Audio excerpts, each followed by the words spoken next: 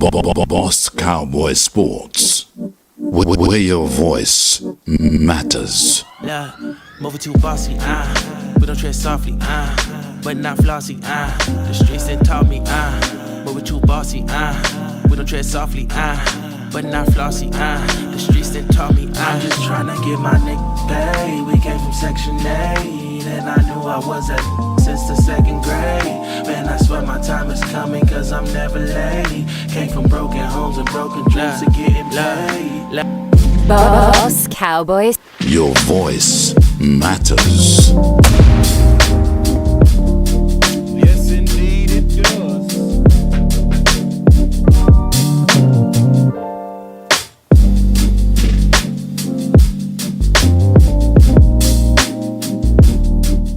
Yes, indeed it does. And we gonna be dealing with measuring the Kool-Aid from preseason. And it's pretty juicy. It's pretty juicy. Especially with the running back. So I'm going to talk about that because I know that's what's on people's mind. It's just the right thing to do. We will also just kind of recap a little bit.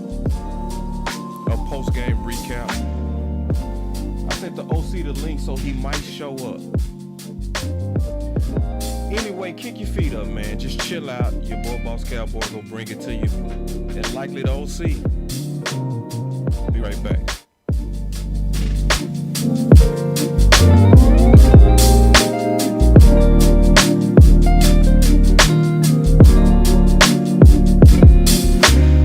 Boss Cowboy Sports, where your voice matters.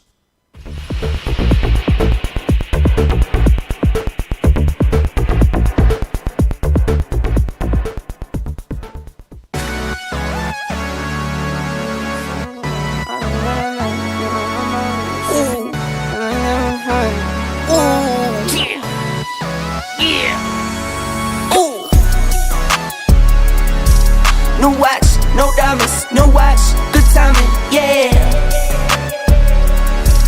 New watch, no diamonds, no watch, good timing, yeah. Need no middleman, I'm the man to man, send it in. I like what I like, me, I know my rights is sipping in. I like having fun, I do what I want, it's what it is. For my son and son, for my daughters, yeah, it's for my twin. I work through the night, I do what I like, get a check, I go for the ride. I've been down the ride for the win, still move on the hush, never run for none. I face my fears, I just drop a 9, month to month, still from year to year.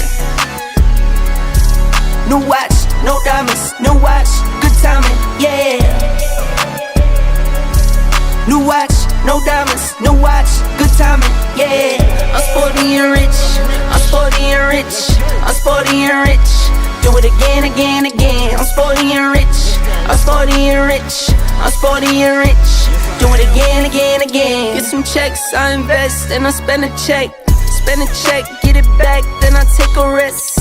Only race is the human, I take care of my skin. I was doing this as a rookie, now I'm up to vet. Set the trend, set the pace of play. I don't trip, but if I fall, bet I make a way. I take trips in the fall, watch the leaves change. I like to treat every day like it's my B-day. New watch, no diamonds, no watch, good timing, yeah. New watch, no diamonds, no watch, good timing, yeah. I'm sporty and rich, I'm sporty. Yeah, I'm sporty and rich, man. Let's go, let's get it. So,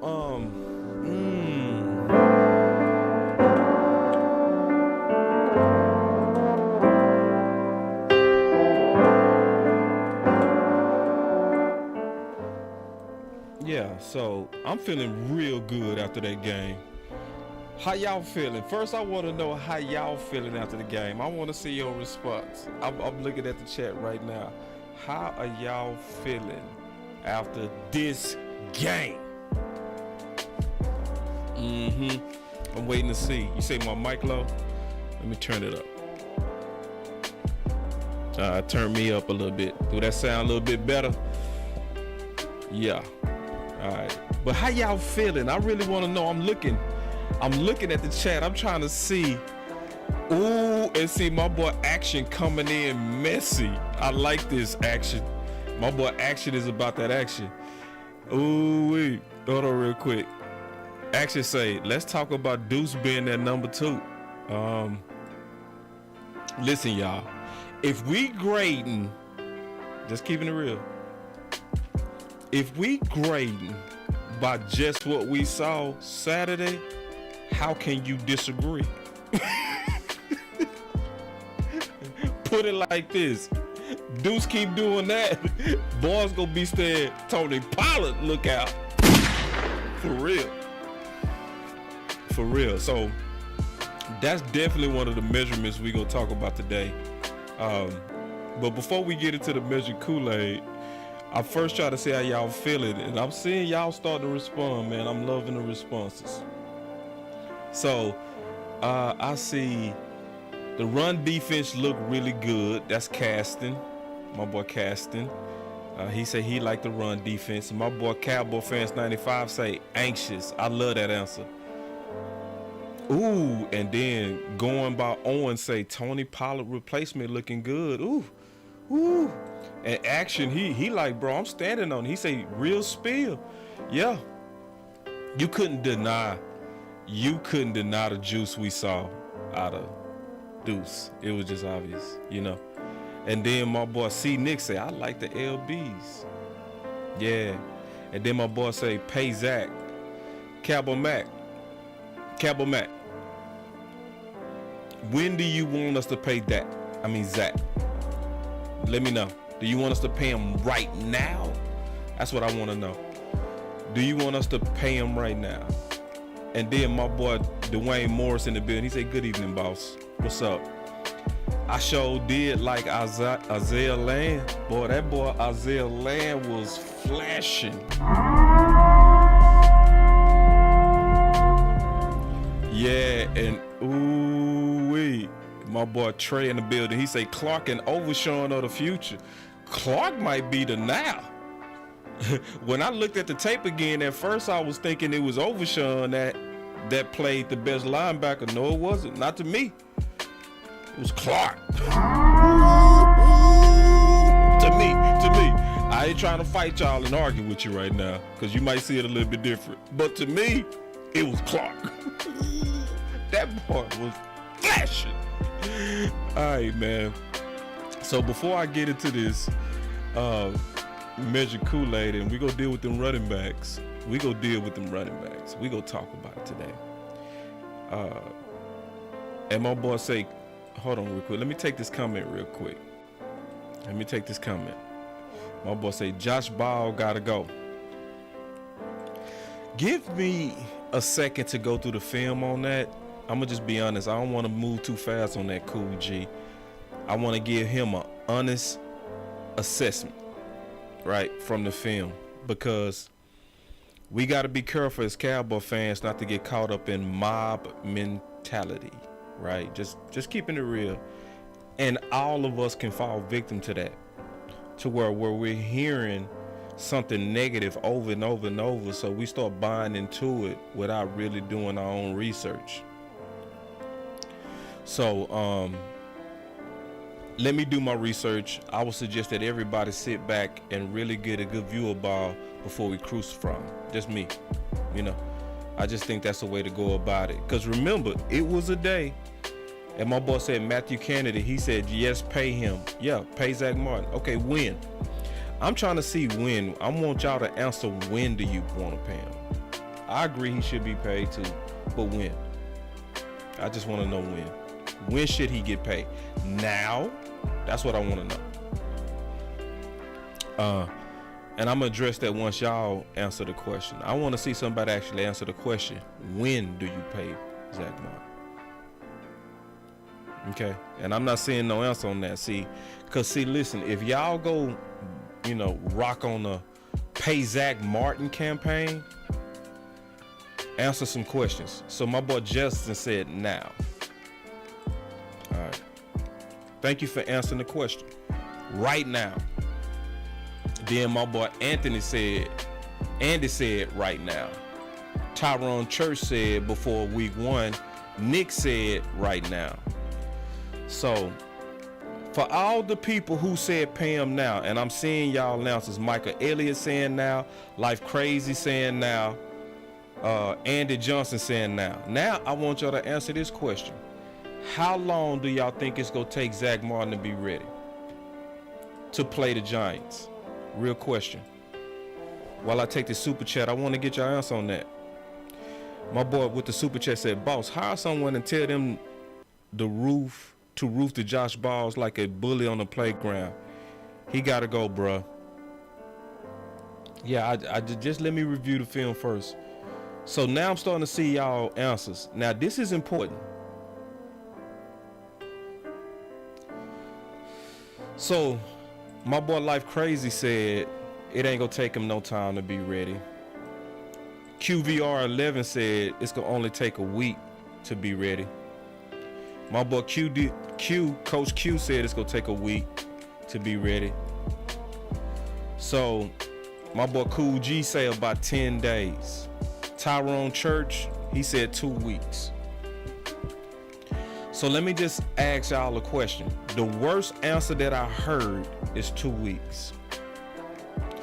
So now let's be Jerry Jones. And let's go with what my boy Tyrone Church said in 2 weeks. The most of y'all said 10 days to a week to no time. If you Jerry Jones and it's gonna take, let's say at worst, 2 weeks for him to be ready, why would you pay him now?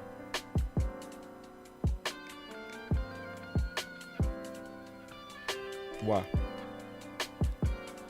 Wouldn't you? Because right now he getting penalized for not being at camp. What if that make him come to work? So if you panicked and paid him right now, you probably paid him when he was just getting ready to give up and come to work. So I would say, because I think it ain't gonna take him nothing but 1 week to be ready. The only time, I'm being honest, the only time I would even entertain paying Zach Martin, if I was Jerry, I wouldn't even consider paying him until a week before. A week before. It would have to be a week before the season start. And that's when I start talking to his agent. Yeah, because then you could go pay him now and you paid millions more to keep him happy, but he was just getting ready to break. So anyway, that's just my opinion on it. For anybody that say pay him now, I think that's just way too early. I think you should pay him or start even having a discussion when the leverage is starting to be against you. So as long as you think that it's gonna take about a week for him to be ready, the leverage is not against the Joneses right now. They can chill. They can sit back. So once it hits your deadline, to me, that's when you want to start really pushing for it. So if I'm Jerry and them, I ain't even talking to Zach Martin. The only thing I would do is keep putting pressure on him in the public.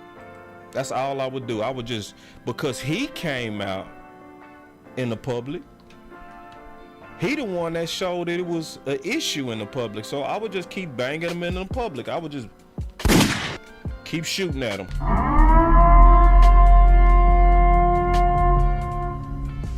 And then my boy Matthew Kennedy said, the sooner you pay him, hold on. He said, the sooner you pay the bill, the sooner you get him as his talent. But you don't need his talent right now. You need his talent before week 1. Am I tripping, Matthew? Do you need his talent right now for preseason? If anything, you don't need his talent right now because you want to see what them young bulls can do.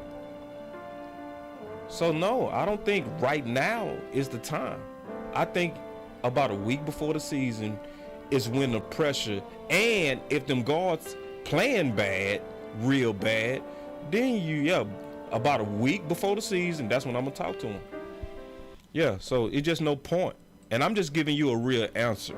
I'm not gonna give you no emotional. I'm not gonna play to people's anger.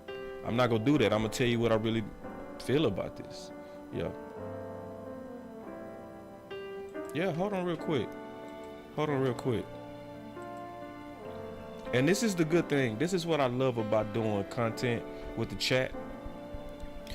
Because I can actually address what you. He say, you think on the business side rather than on the team. No, you got to think both. Because if you not thinking about paying him early, that could hurt the team. Because everybody like to talk about the cap savings that you could potentially get, but they don't talk about the dead cap that can happen in the future. See, ain't nobody want to bring that up, because it ain't no guaranteed money right now on Zach Martin. It's no guaranteed money due to him. So if you give him a new extension, yeah, you go get him now, but you go create a whole lot of dead cap space for the future, when you got a lot of talent to pay in the future. So yes, I am thinking about the team, because I'm thinking about business. So sometimes some people, we just might see this different. And then I'm gonna say this: it's a bad precedent when you let your best players hold the team hostage to get more money. It's a bad precedent. It's a bad precedent. Because see, don't be cool when Zach Martin do it, then complain if Dak decide to do it. Don't be mad if Michael Parsons decide to do it. Don't be mad if then CeeDee Lamb decide to do it, because they would have got it from your boy Zach Martin. So I care about business, football, and the future. So anyway, and this is the last thing I'm gonna say about this. He should not be paid before steal. No, he shouldn't. In my opinion, he should not be paid before steal, because Steele right now is a better run blocker than Zach Martin right now. And in a modern NFL where they're supposed to be a passing league and we supposed to be phasing out and getting away from a bunch of the run game, that means that your tackles are more valuable than your guards. So anyway, man, I already beat that drum. Let me get to some stuff that's coming though, and then I'm gonna get into this measure Kool-Aid with these running backs with the game. All right. So we got some hot stuff coming. So y'all make sure everybody that's in the building that y'all come back on Tuesday. So Emmy Award winner Haley Sutton will be with us with the final word on Tuesday. Very excited about that, because she got some strong fire takes that I always want to talk to her about. Plus she debuted this Saturday. So just, we're going to have a fun conversation with Haley. But then we also got Nick coming in.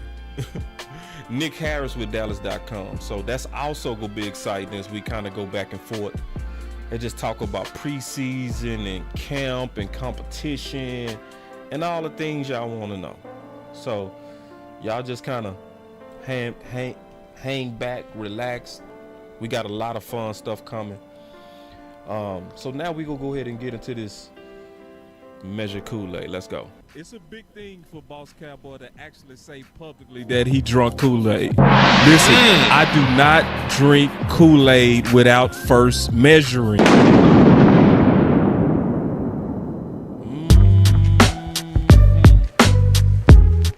All right, so let's get into this measure Kool-Aid that everybody wants to talk about.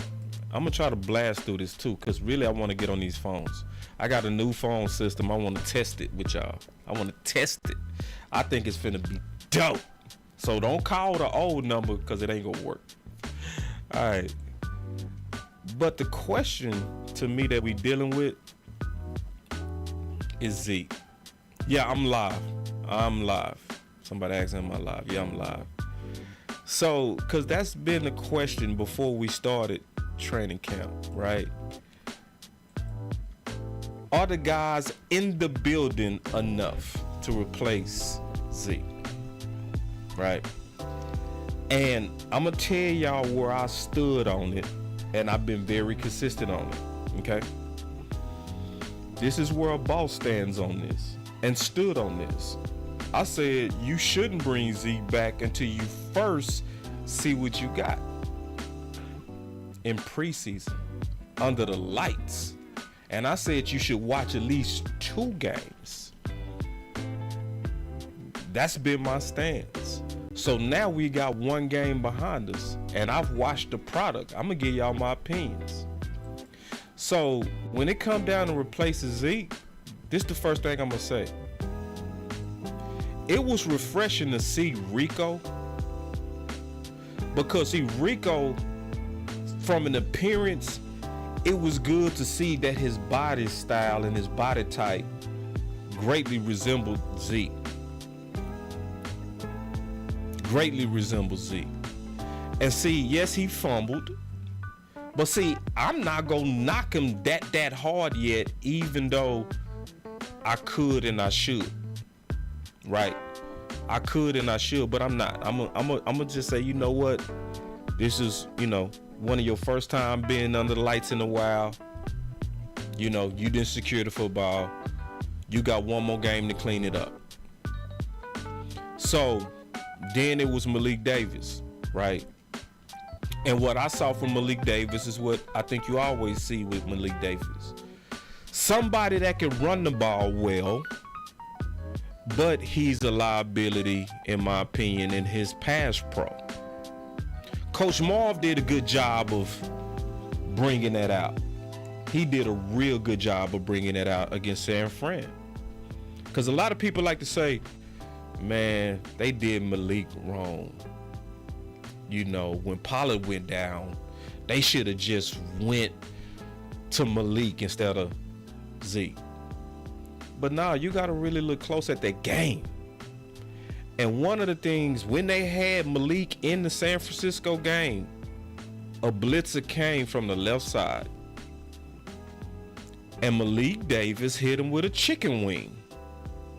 He didn't meet him. He didn't finish that block. And Dak got sacked at a pivotal moment.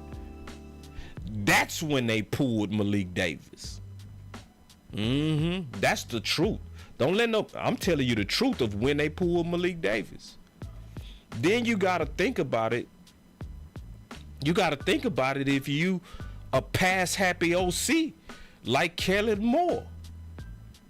If you a pass-happy OC, man, you want Zeke in there all day over Malik Davis. Why? Because Zeke know how to read the fronts. He spent a lot of time in the offensive line room. And so he could pick up all the blitzes and he was going to ace protecting your quarterback. That's the main reason they benched Malik. Keeping it real. And so we saw the same thing again Saturday. Good running, liability as of now on blitz pickup. Keeping it real. Then I saw Hunter Lukey under the lights. I thought he was pretty decent on his first run. Got him about 5. But he looked a little nervous to where he tripped over his own feet a couple of times and really didn't smooth out. But then it was Deuce. Wait.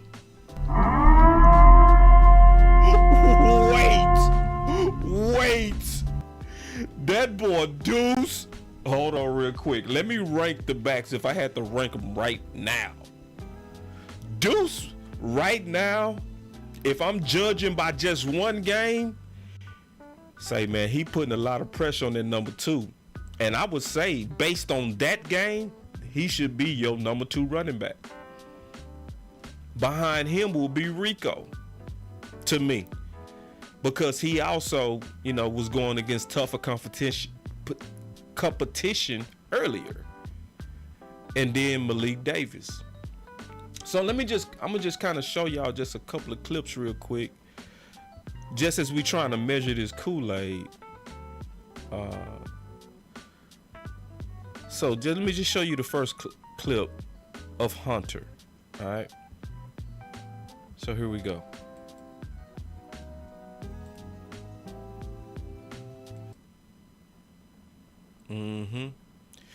So that's Hunter Lukey right there, right? When you take a look at Hunter, let me play that again. When you take a look at Hunter, you see that blitz pickup is poor. Because he's supposed to have picked up the inside blitzer and he picked up the outside pressure and got his quarterback in the ground. You know, and the question is, do y'all want Dak looking like that? Is that what you want? Do you want Dak looking like that? Nah. None of us should want that. None of us do want that. And then when you take a look at Malik Davis, right?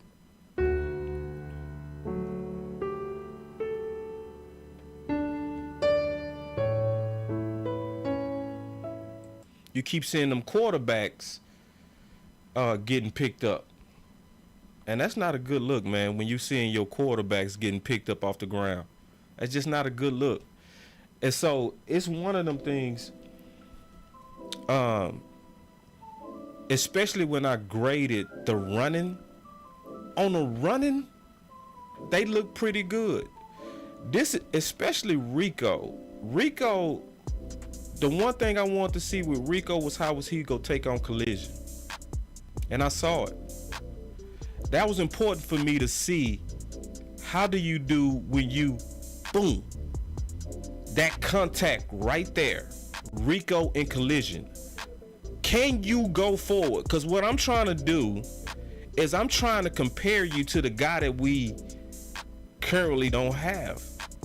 And when I look, I saw a little bit of the physicality that I want to see out of Rico. I saw it, and I was like, okay. It made me feel better about the absence of Zeke in terms of at least the running style.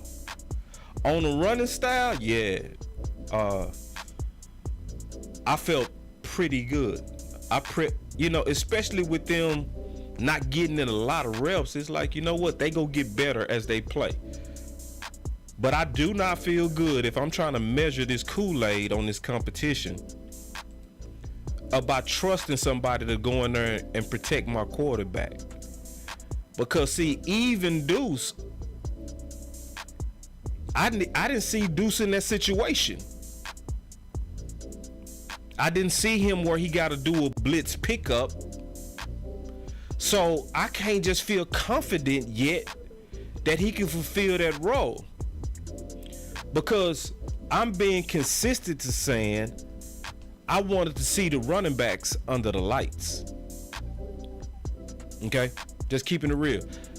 And I might need more of Deuce to where he's put in passing situations where he got to take on a blitzer, and I need to see that.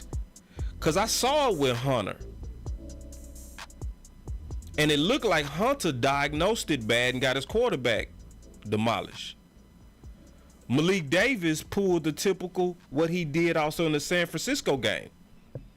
Just keeping it real, where he threw out a chicken wing and let his quarterback get killed because he didn't go up there and meet that blitzer in the hole.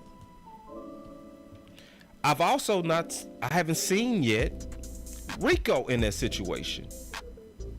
So far what's on tape as I'm trying to measure the Kool-Aid is a good committee when it comes down to running the ball, but there's still question marks when it comes down to protecting the quarterback. What would upset me greatly if I see Zeke go for a very cheap amount and we over here acting like it's really a hard decision, especially if this is over economics. So if I was to grade the backs right now and judge the backs, I would say what I heard my boy CFT say. Wrong. Cowboy fan talk. I would want to see if I'm judging after preseason 1. If I'm judging after preseason 1, yeah, I still want Zeke back. I would. Because it's another thing we not seeing. Just keeping it real. We not seeing, just keeping it real, our offense in a 4-minute situation. And don't discount 2-minute drives. Because it's easy to like running backs until it's time to close out the game. Who is the guy that you can trust to help you close out the game with the tough yards? I'm happy to say I saw some toughness out of Rico. I'm happy to say that I did see him move the pile forward. I'm happy to say that. But in a 2-minute drive, your quarterback has to throw. And you have to trust that the running back can protect the quarterback in a 2-minute drive. So I want us to really grade what we really seeing, not just the running ability, but also the blocking ability. So anyway, man, let's take some calls real quick. We finna test the new phones. I'm excited about this. Don't call in, because if you call that other number, it ain't gonna work for you. It ain't gonna work for you. Give me 1 second. Let me get my phones going first, and then y'all gonna be able to call in. All right, so I got it. All right, here we go. So let me put the call line open, y'all gonna be able to call in. All right, here we go. The new call number is 253-993-2539. So y'all call on in. I'm testing something that's new to me. So I'm waiting to see y'all call in. And I can see it. All right. So I got the call line up, 253-993-2539. All right. I'm testing my phones. Is it working?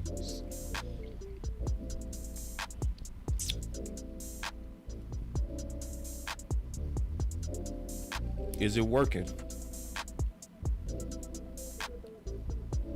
Oh, you know what? That's the wrong number. Let me correct that. I see what's going on. I'm sorry, y'all. Let me correct that. Hold on, y'all give me 1 second. I was like, why they ain't calling in? Because I know we got a lot of people watching. Hold on real quick. That was me. I put up the wrong number. Okay. All right. So I just corrected it. That's the real number right there. All right, here we go. Thank y'all for being patient with your boy. Call in to 253-993-3539. All right. Now it's gonna work. Man, I was like, man, what's going on, bro? All right. I said, try again, Keystone. I put in the wrong number. It's 253-993-3539. Oh, yeah, I see y'all coming in now. Ooh-wee. Yeah, there you go. Ooh, let me lock this meeting because y'all in here now. Oh, my God. Ooh, y'all came in fast. That's what I'm talking about. All right. So, I just muted everybody. I'm finna take all these calls one by one. All right. So, this is my new system. Let's kick it off.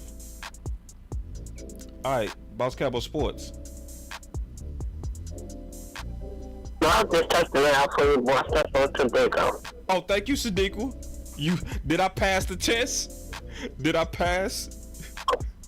Yeah, congratulations on your new line. Ooh, hey, clap it up for me, Sadiqo. I finally got the line going. Clap it up. Clap it up for you, boy.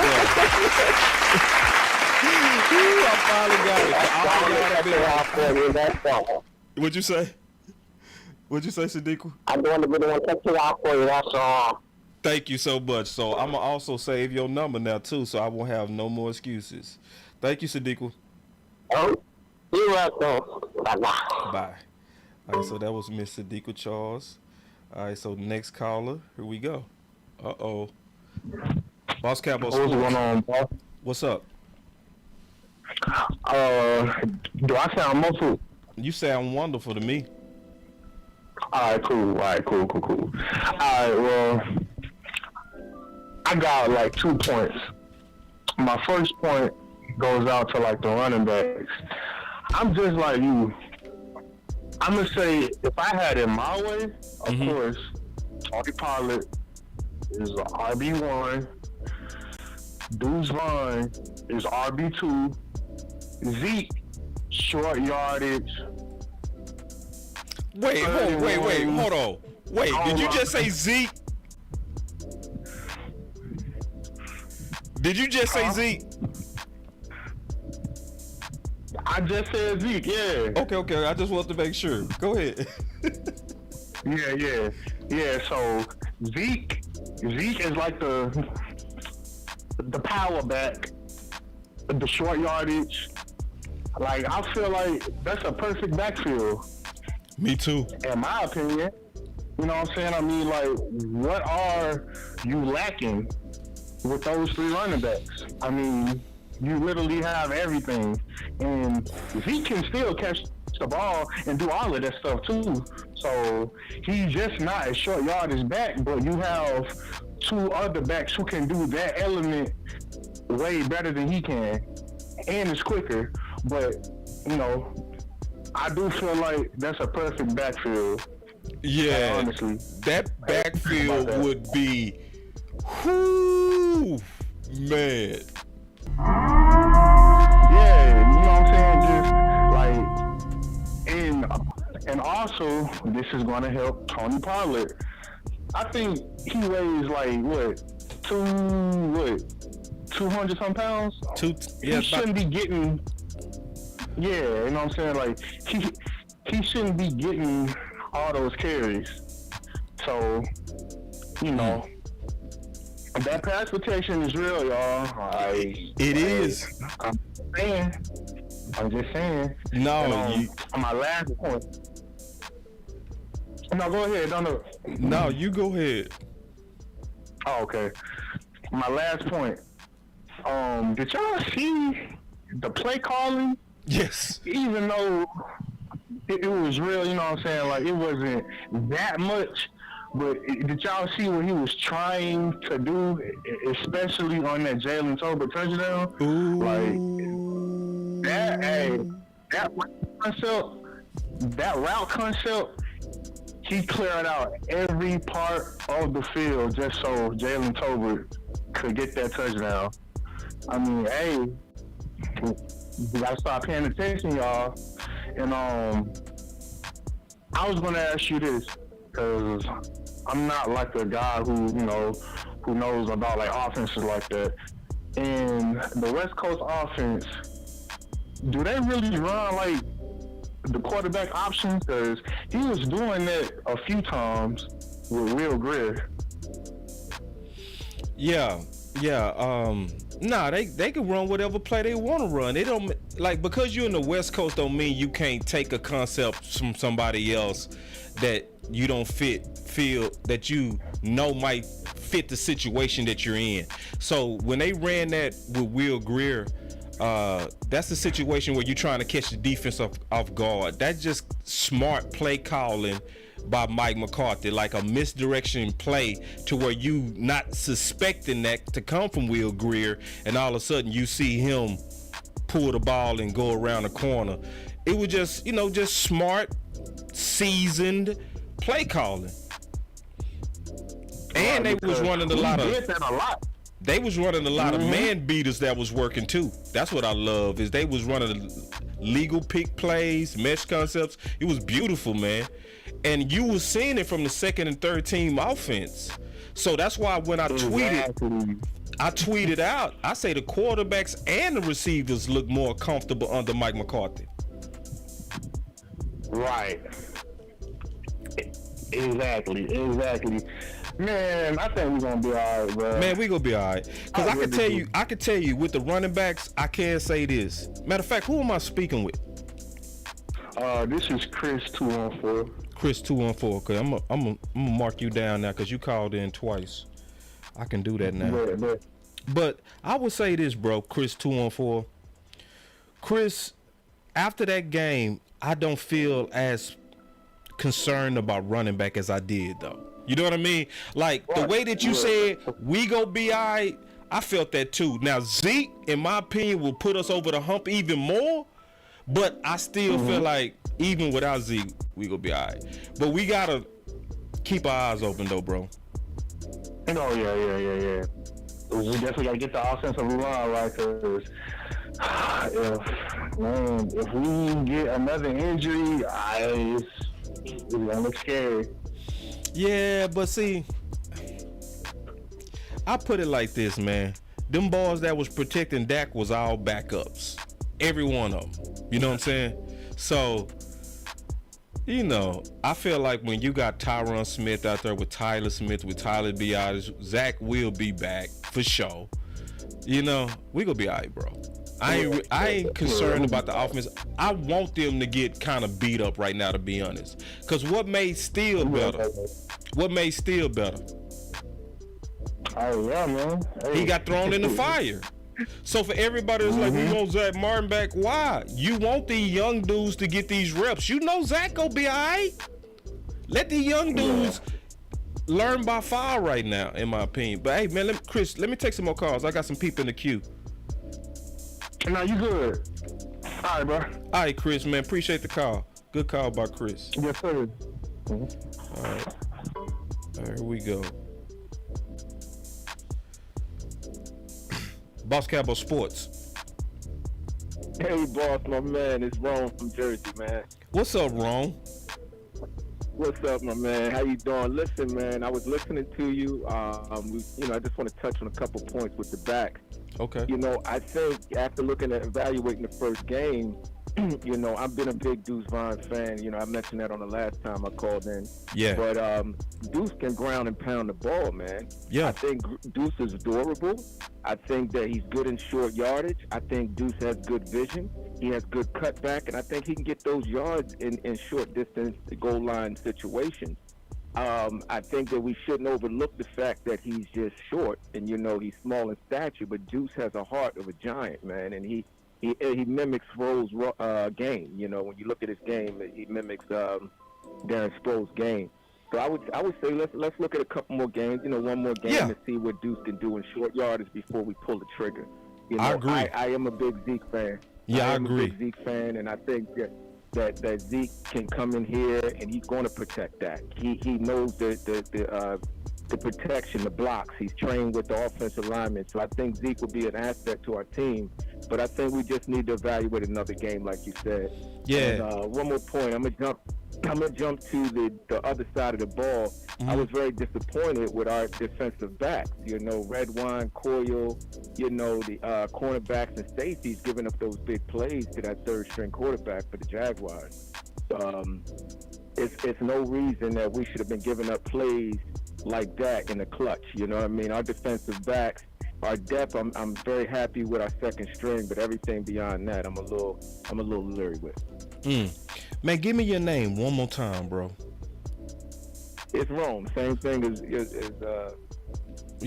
Rome. Rome on the Cowboys fan talk. Yeah, but I call myself Rome the Great. Remember we talked about Jersey last because I'm week. putting it in Ago, real quick. Rome the Great. So the next time you call, I'm going to pick up as Rome the Great. Yeah. Got you now. You locked in, Rome. Yeah, picking up as Rome the Great. No, I got you. You locked all the way in, Rome. For real. I locked you now. Yeah. But, you know, what I saw with the secondary. Go ahead. No. Go ahead.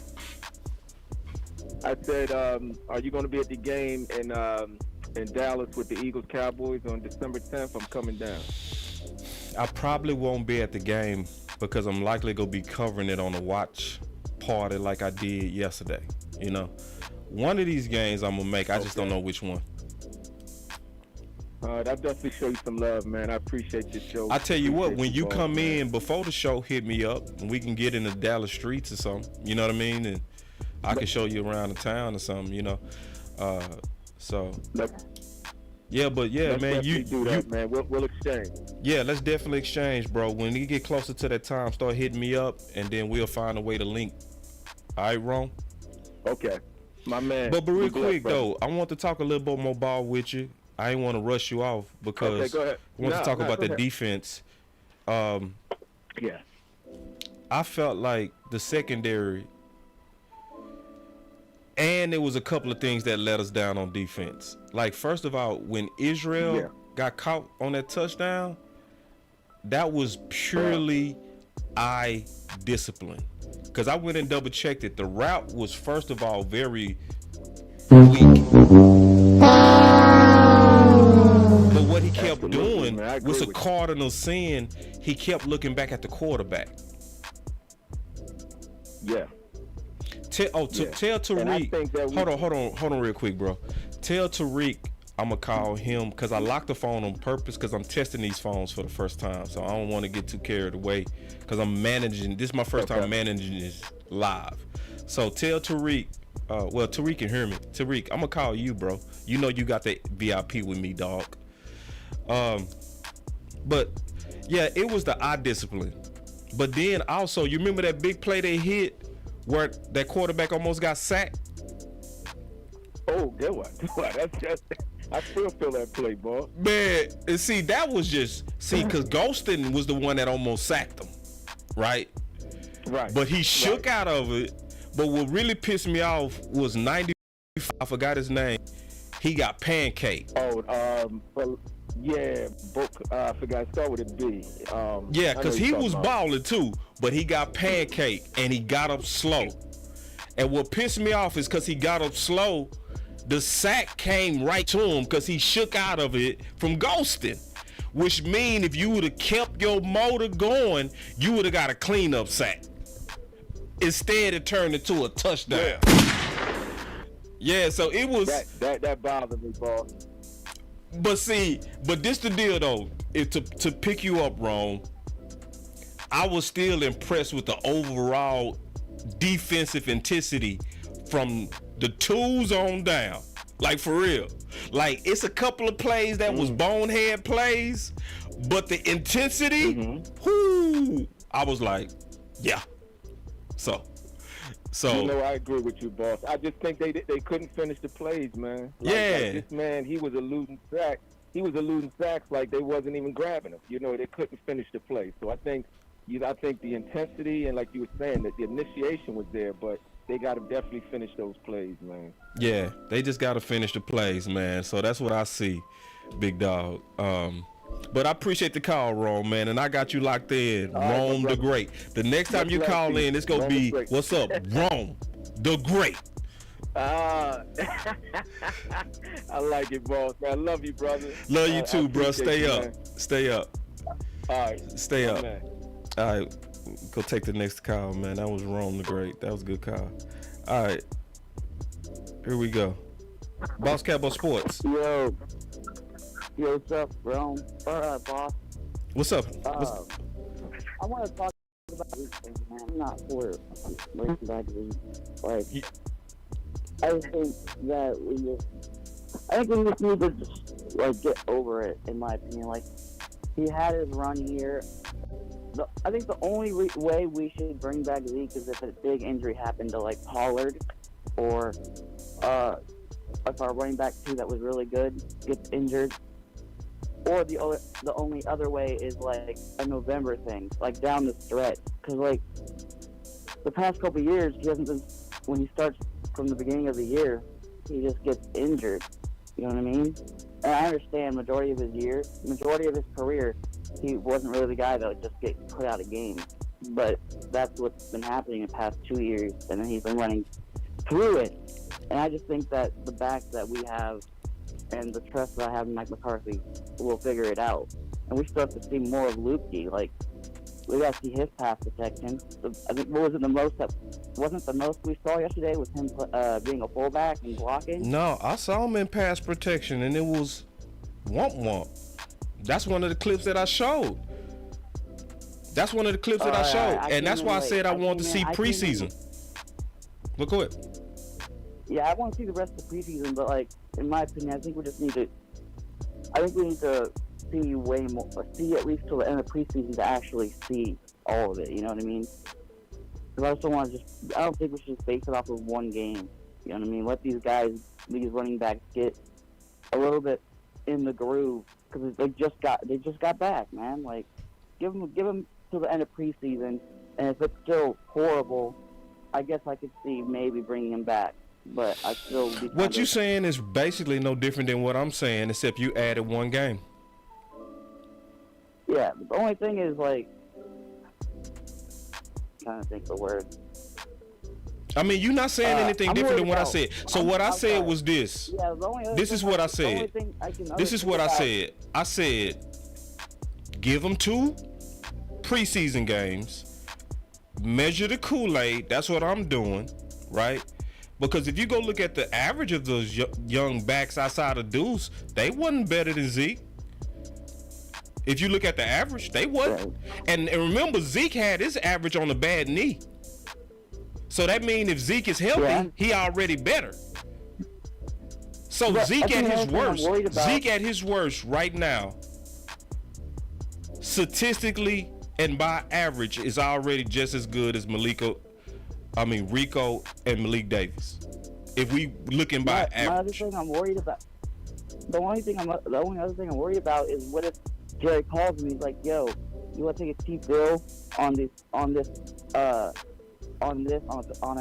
condition that you're not going to be like last year where you're just splitting it with Pollard, you're going to split with all of them? Because what if he calls him, he's like, you're probably going to get probably 5 to 6 carries a game just for short yardage and pass blocking? What if he's like, nah, I ain't for that. I don't think $2 million is good enough for me. You know what I mean? Like, that's another problem we can run into. Well, let me ask you a question. Did you hear that interview where Zeke was sitting down with Pollard, with Michael Smith? Yeah. Okay, so if you heard the interview, because I heard it, they asked Pollard, what's the most impressive attribute about Zeke? He called him selfless. So, like, even when they kept trying to give him praise, he kept pushing the praise away from him. I just think that's why I did a video about that. I called that the boogeyman. Like, we scared of the boogeyman. I watched that. I watched that. I totally forgot about that interview. I don't know. Yeah. I guess we'll have to see. Another thing I wanted to say is the Josh Butler, the guy we got from the USFL. Mm-hmm. I was impressed with the couple of pass deflections he had. Like, he got the good pass, able to stop a touchdown. He had like a couple other ones, I believe, but I thought he did pretty well, especially coming from the USFL. And I know him from TikTok because he has a huge following on TikTok with him and his dogs and stuff. Mm-hmm. But I think he could be a good practice squad guy. So I don't see him making the roster with the people that we have, the amount of depth we have. But I can see him as a practice squad guy that can actually start in the future or something like that. You know what I mean? Yeah. I don't know if you saw him, but he was number 40. But thanks for taking my call, man. No, thank you, bro. I appreciate it, man. Your voice matter. And listen, y'all, everybody not going to agree on the Zeke thing, but I love how the caller handled it. Very cool. We went back and forth on it. Very mature. To me, that's how to handle it. Like, because we not going to all agree on every aspect of this football team. That's just what it is. We not. So, hold on. This is my last call in the queue. Boss Cowboy Sports. Boss Cowboy. It's been a long time coming, man. We want to talk it up with you, man. You know what I'm saying? Who's this? This Action Proud, by the way, bro. What's up, Action? Finally get to hear your voice, baby, you know what I'm saying? You know how we do it down here, you know what I'm saying? I've been down here in Texas since about 88, 89, so I'm really a Texan. I was born in Louisiana, 81. But you know what I'm saying? I've been down here. I stayed in Dallas with the Comstock, all that stuff. Yeah. Anyway, you know what I'm saying? I want, you know what I'm saying? I'll be sitting back and I'll watch all the content creators. I support all y'all brothers, man. Yeah. From Big Game to West Coast to Law, you know, to OC to, you know what I'm saying, to Landlord, Henny.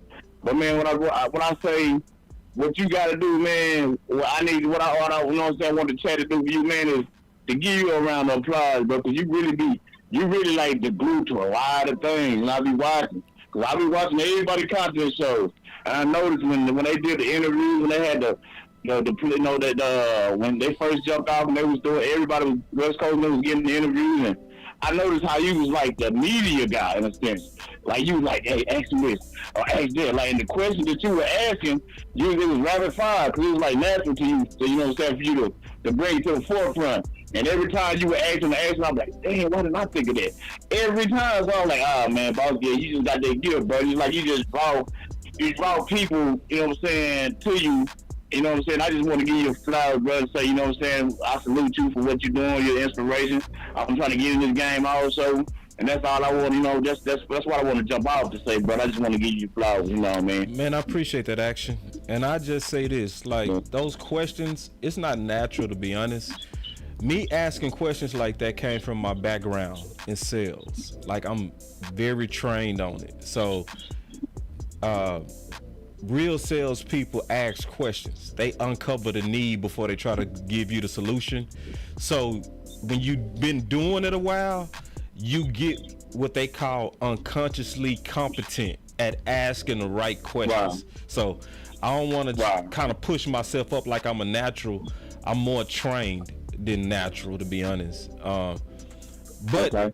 I was just thinking, like, a lot of the things that I've done in my background made me really good at what I do now. Like, so I got an engineering background, so doing production and tech stuff, I'm not afraid of tech at all. Like, you know, I got a soundboard, I got y'all piping through my phone, I got all kind of stuff going on, but I don't panic. So my engineering background, my sales background, and then obviously me playing for the University of Houston kind of made me a good voice in the space, I would say. You know what I mean? But action, I appreciate the love. Let's talk about the game though, bro. Let's talk about yeah. About the game, yeah. Now, back to Deuce. Yeah. I mean to the call before with the Zeke. Yeah. And yeah, when I feel like, you know how you got a player that you come like Dak and Zeke came in the game together. I feel like, you know what I'm saying, we got cheated because Zeke never had a run game coordinator. Oh. You see what I'm saying? Yeah. It's like I would have played Zeke. Yeah, even though it looked like his production is decreasing, it's because if Kellen Moore's calling basic pass plays, how do we call run plays? They're gonna be basic too, right? Yep. You know, where's the disguise? It was like, and we can literally sit at home and watch it on the TV and see that when they finna run, the other team see that too. It was just basic. You know what I mean? It's super. I just feel like if Zeke, we got cheated. It's like we literally got cheated of that. Yeah, and then think about it to your point. To your point, action. What's crazy is, like, you also had a offensive coordinator who didn't believe in running the ball. He had to be made to run the ball. Yeah. That's why I used to call it, here it is, booty. Like, you know what I mean? Like, nobody like that here, you know. Hold on, wait. You know what I mean? Yes. No, man. Yes. And that's how they was. Yes, go man. ahead, though, action. Go ahead. I don't mean to take over your point. Go ahead. No, man. You know, I'm gonna say you all day, every day. But it's just like it just makes me feel like we got cheated to death. So I really feel like it's a calling that's telling us we should go get them because none of these running backs block. You know what I'm saying? We know Zeke don't have no problem with blocking, and we know Zeke gonna do it. I just want to see Zeke with being in a system where it's a run game coordinator under. I want to see him under a guy like Marty. I mean, like I said, Marty Schottenheimer, like Brian Schottenheimer. You know, to just to see whether you're getting cheated or not. You know, and I just think him, Pollard and Deuce Vaughn, like we can play Deuce Vaughn. He can come in as the third down, you know, special role, or you know what I mean, screen roles or little nickname roles like that. I just see that being a perfect backfield with Zeke added because you got everything covered. I put it like this: if you add Zeke, you can get rid of everybody else. Keep Deuce, Keith Pollard. Everybody you else. can get rid of everybody else, bro. I'm dead serious. Everybody else. All this, we need Yuki and Davis and Rico, man, please. The one that showed me that got that juice, the one that looked like he was Barry Sanders-ish was Deuce. Oh, my, man. Oh, man, I told my cousin this. Hey, they was trying to cam. I said, man, that look like the Barry Sanders move right there. Boy, you know what I'm saying? It was. And they were like, no, you can't say that. I was like, man, Barry Sanders-ish. It was. Ish. I promise you it was. Dog. You got to throw that ish on her. You know how they'll do if you don't throw the ish. And you know, even back in the day, I know Barry was bad, but you know, I'm an Emmy guy, so I gotta rock my guy Emmy. You know what I'm saying? Yeah. But I never doubted their moves. And now, when I see a running back of that height, their stature, doing stuff like that, I was like, man, it's Barry Sanders. I don't care how you call it. That's what it is. Yeah, you know what I mean? And then like that, for him to be able to catch. Oh my goodness! And he can catch. Yeah, and then that low center of gravity, bro. That like the low center of gravity. Somebody that can make you miss with agility. That's Zeke. I mean, that's Barry, dog. Dog. And I know, Bob. I know you was impressed the way he was running in between them tackles. Yeah, man, I was all the way impressed with Deuce. I was impressed. I know you had to be impressed with that, bro. Called him Barry Sanders-ish, and I'm not lying. You ain't seen jump cuts like this and people that's able to make people miss in small boxes like this since Barry. The only person that made me come close to that was D. Hall. Yes, you're right. You're exactly right. I know what I'm looking at. You go back. Shit. And even if you go back a little further and you look at go back to the Alabama film, did you see how he that long run he hit against Alabama? That's Barry. That was a Barry Sanders cut. Man. That whole play was Barry Sanders. And see, I ain't gonna cap to y'all. I was expecting Deuce to be electric, but I ain't expect that. I'm not gonna even cap. I'm gonna be honest. I knew Deuce had some juice, but man, what he did, I was like, man, I need to see more of this. Matter of fact, bro. Yeah, the funniest part of when we was watching it live. The funniest part of when we was watching it live, bro. True story. Coach Marv was speechless. It's the first time Coach Marv ever stopped mid-sentence. Like, Coach Marv was sitting there watching and he was making a point. And he said, oh. Because we all saw it before Coach. We was like, because me and Emp was already like, God, dog, right? And Coach Marv was talking. He was talking. And then he saw it. He said, ooh. So anyway, Action, man. Let me get to some more of the show. Go ahead. Okay, man. Like I said, I want to just give you flowers, and I also want to say, man, I want everybody keep allowing their prayers, man. Yeah. Allow my God, you know what I'm saying? Keep allowing their prayers, you know. Yeah. But I appreciate you taking the call, boss, man. Oh no, I got you locked for real, Action. So the next time you call, I'm gonna call you by your name. Hey, yeah, no, I mean, I got a little bone people too, man. Okay. Make me a moderator, man. I've been trying to get a moderator on your show. What I do, bro? I've been trying to be a moderator on your show for like almost 2 years now, man. Come on, man. Show me some love, man. I ain't made you a moderator yet. Man, no, I'm a moderator on everybody. I'm a moderator on everybody's show except for yours, bro. Hold on, bro. Except for yours. Man, my bad, bro. Let me make you a mod right now. My bad. Hey, see, listen, y'all. Listen, y'all. I'm doing this on the spot. You see what I'm saying? This is what we talking about. This is what my boy Law say. Flying planes while we in the air. So my boy, yeah. So actually, put something in the chat so I can make you a moderator. You don't talk enough, bro. I do, bro. You know, but I be socializing with the chat. See, how I'm gonna make you a moderator if I don't see you in the chat? You see what I'm saying? Actually, that's that weevil you just pulled on me. Hold on, I gotta hit you with the right now. It's all fake news. It's phony stuff. It didn't happen. I gotta hit you for that, bro. You tripped out. Oh, you see this guy? See this guy? Number one bullshit guy. He do the wee-woo. Hey, just know I'm here, though. I'm here. No, actually, I need you to comment right now, though, because if you comment, I can make you a mod. I did. I put on here, boss. Okay, hold on. I don't see it. It's right under your super chat you just got. Oh, it ain't came in yet. Hold on real quick. Y'all give me 1 second, y'all. You see how, and then I'm noticing them likes. It's close to 400 people watching, but it's only 200 likes. Oh, man, come on, bro. Hold on real quick. Y'all give me 1 second. I got you, actually. You're a moderator now, bro. All right. Shout out to the pointer, and also shout out to the pointer YouTube, Mr. Big Guitars. Oh yeah, man, Sadiqa, man. Sadiqa, boy.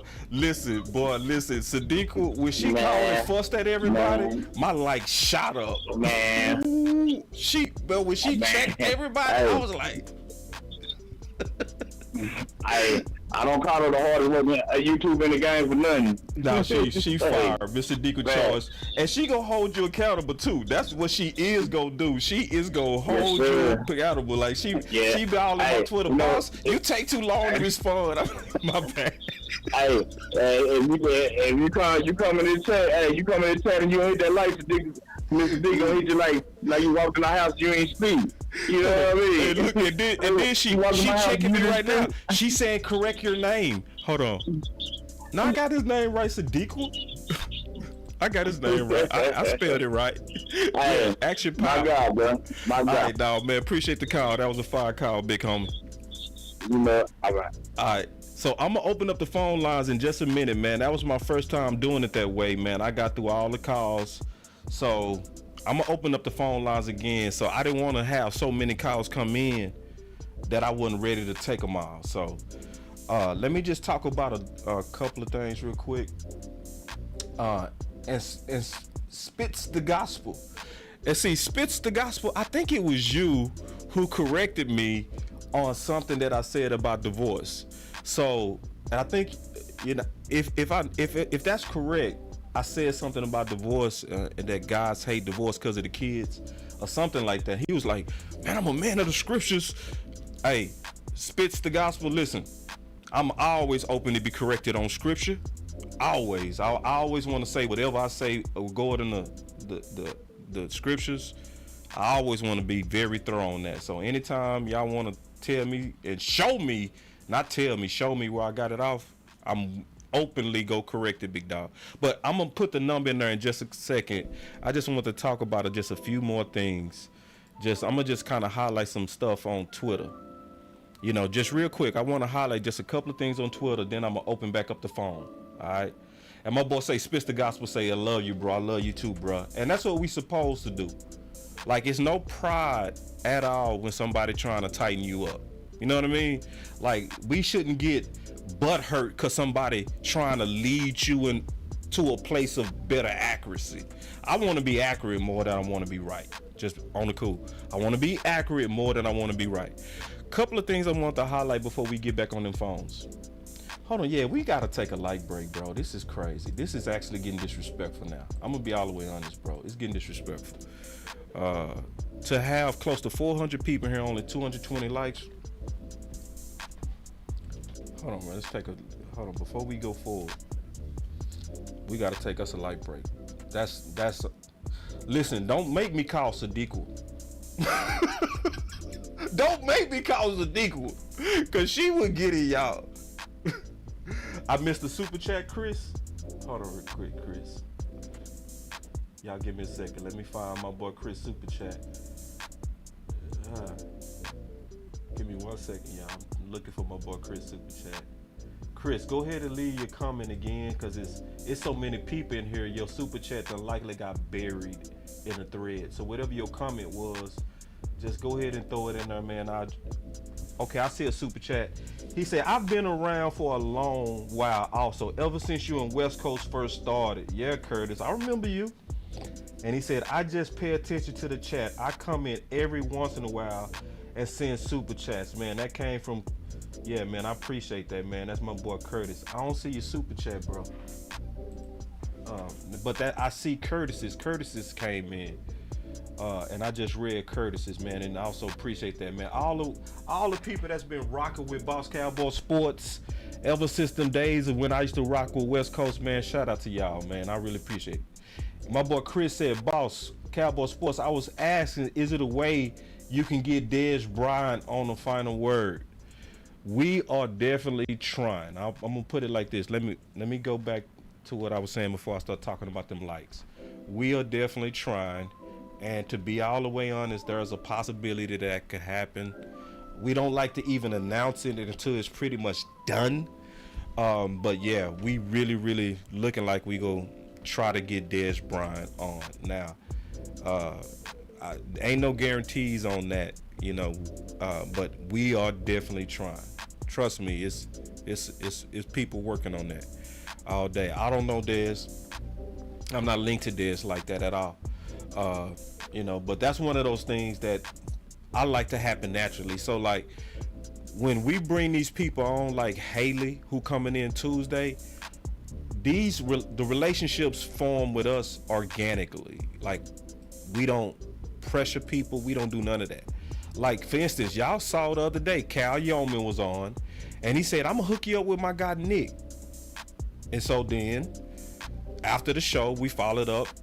Big Games did with Cal, and was able to book Nick. It was organic. It was natural. It's based on building real relationships with these people. So one day, one of us might build a relationship with Dez to where, yeah, he'll come on. And obviously, a lot of people want to hear from Dez. You know, Terrence Williams came on through West Coast, right? And I have a relationship with West Coast where West Coast trusts me, and he was like, bro, you know, I know you want to be behind the scenes on it, but sit in the front. He was like, ask your questions. West Coast showed a lot of love on that. So some of this stuff also happened because of the relationships that we have with other content creators. Like where the other content creators trust me, know I ain't gonna pull no snake stuff and try to, you know, make anybody look bad. They know I don't move like that, you know, because I try to be a solid person. So a lot of people trust me in this space. That also helps getting these interviews easy. It's about how do you conduct yourself, and you know, and it just happens. Just to be honest, it just happens. Like even Brown Brothers, we wasn't looking for that. That was something to where I did a video, and I ain't gonna never forget. I said, yeah, I was talking on one of my videos, and I said, I'm gonna respond to what he said about the DNA. I said, I got something to say about that. And I was very cordial, very respectful. And then I ain't gonna never forget, Big Santana was in the chat, and he said, yeah, I can't wait till you do it, because I'm gonna send it to him. And I said, all right, cool. Right? So then I did my response video. Big Santana did it. He shot it over to Broadus. Broadus, being a football guy, he listened to it. And he hit me up, and he hit up Jay Tucker and was like, hey, I want to come on the show and talk about that.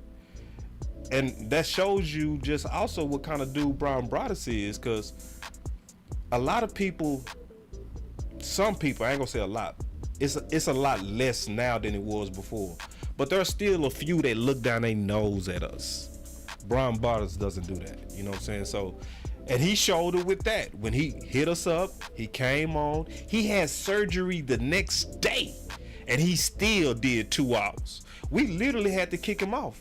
And that told me, I said, man, this dude love football, bro. Like, he had surgery in the next morning, and he stayed. He kept talking ball. So listen, y'all just, the way that y'all help us is share the content. Like Big Santana did. Share the content. I say it all the time. The more y'all share, the more y'all put us out there, the more we able to make an impact together. Not us, like the content people, us, the community. Us, all of us. That's why your voice matters. All right. So, real quick, I just want to kind of highlight a couple of things before we take some calls. Just real quick. Oh, man, no. I need to talk about these lights real quick. Yeah, we need to get them lights up, man. Because, see, we got a lot more people that's following this channel, man, and we really appreciate y'all. But what really grow us exponentially, what really grows us is the likes. Because what happens when y'all hit those likes, YouTube and Facebook and all of them, they basically say, okay, this video or live is getting a lot of engagement. Let's show this to more people who like football or the Cowboys. That's how you really grow your channel, when you have followers and supporters and subscribers that show engagement.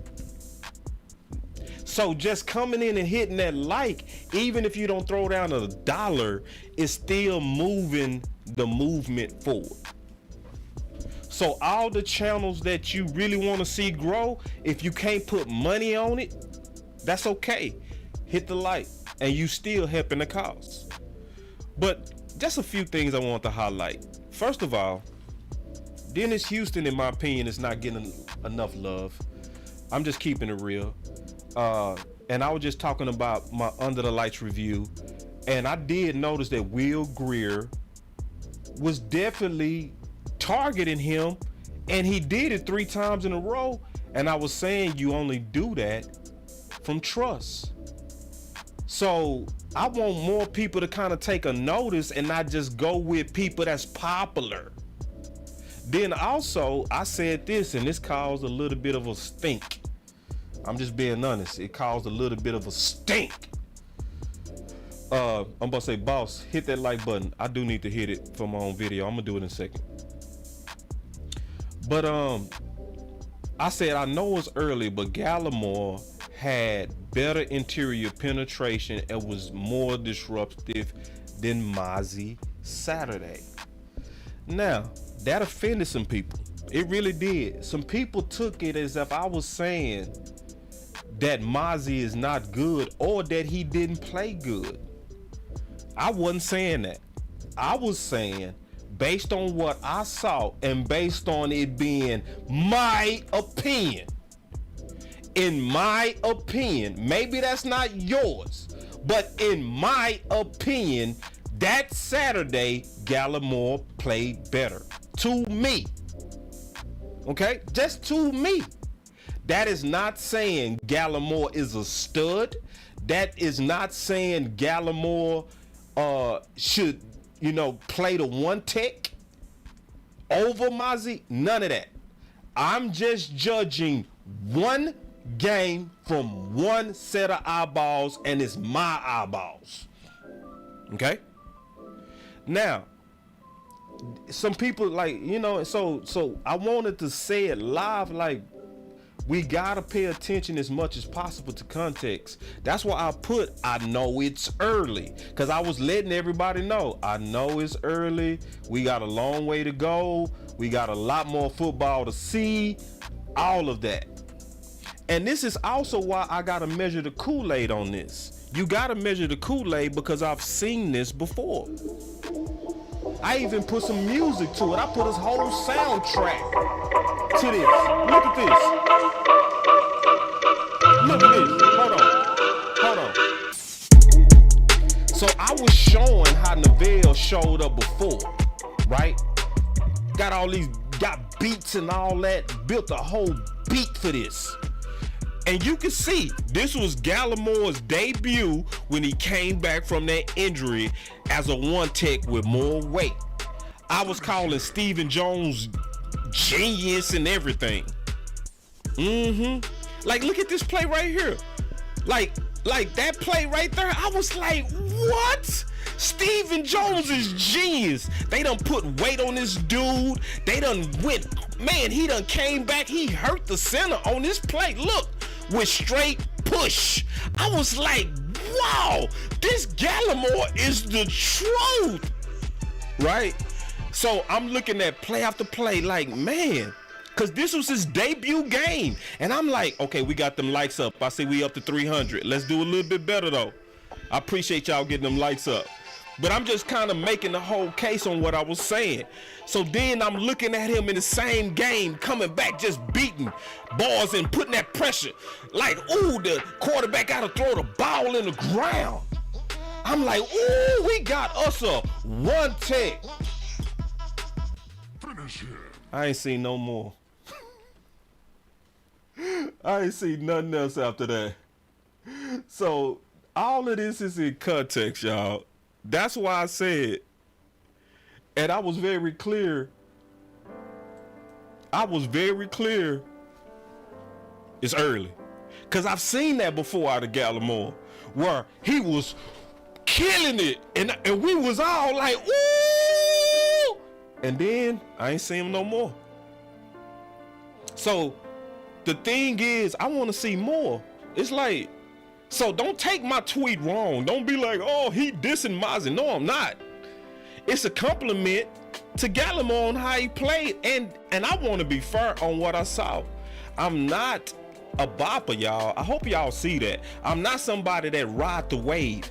If somebody is an undrafted free agent and they're playing better than the first rounder, I'm the one that's gonna say it. I'm gonna say it. What's up, Matt? I see you in the... Yeah, and Mozzie ate up a lot of doubles.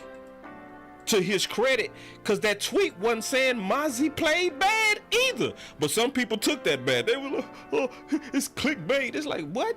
Bro, how long you been watching me to think I do that?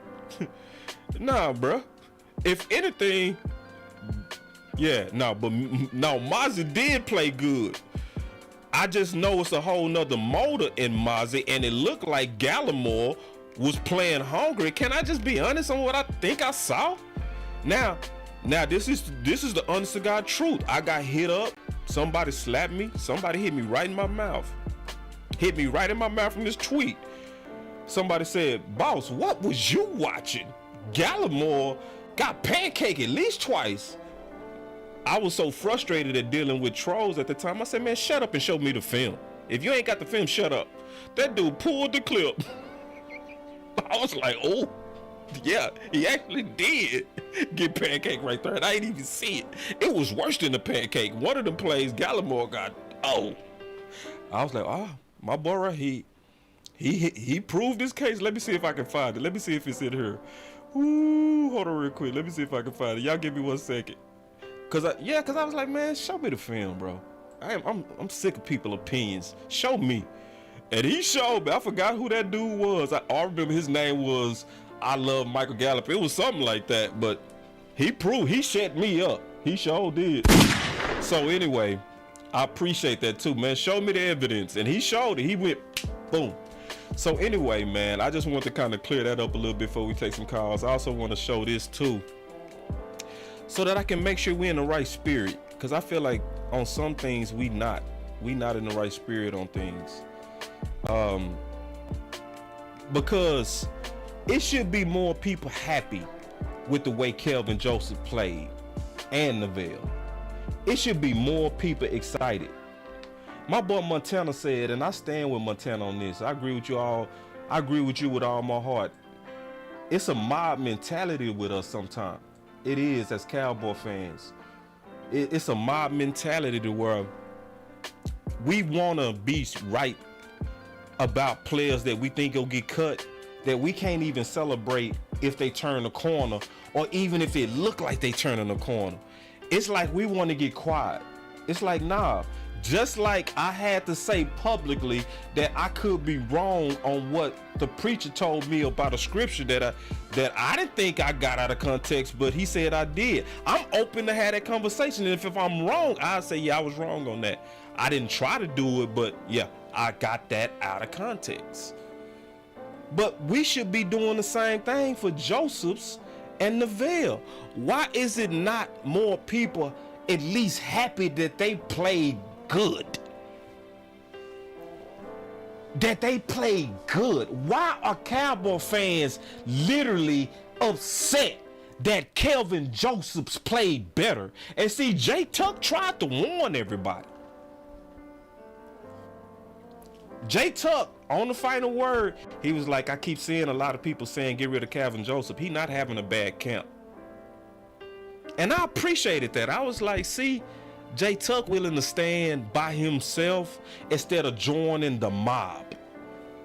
And I was like, I appreciate that. Somebody that would stand alone for what's true than to be comfortable going with people that just want to find people to fire so they can say, I knew it. I knew it. Nah. I hope Neville turned the corner. I hope he that same dude we saw versus the Washington football team. I hope he is this dude, not that dude that came after this game. I would want us to learn to celebrate the competition when certain people look like they taking it serious and trying to rise. Because I want Kevin Josephs to do well. Very well. I don't want to say we wasted a second round pick. Yes, did I want him to turn around and intercept the ball more than getting a breakup? Yes, but I would take the breakup. And I celebrate it. Yeah. And this is another thing Day Walker Vaughn that get on my nerves too.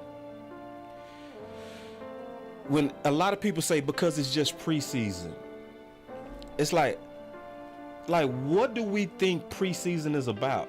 Like preseason is about competition and judging them.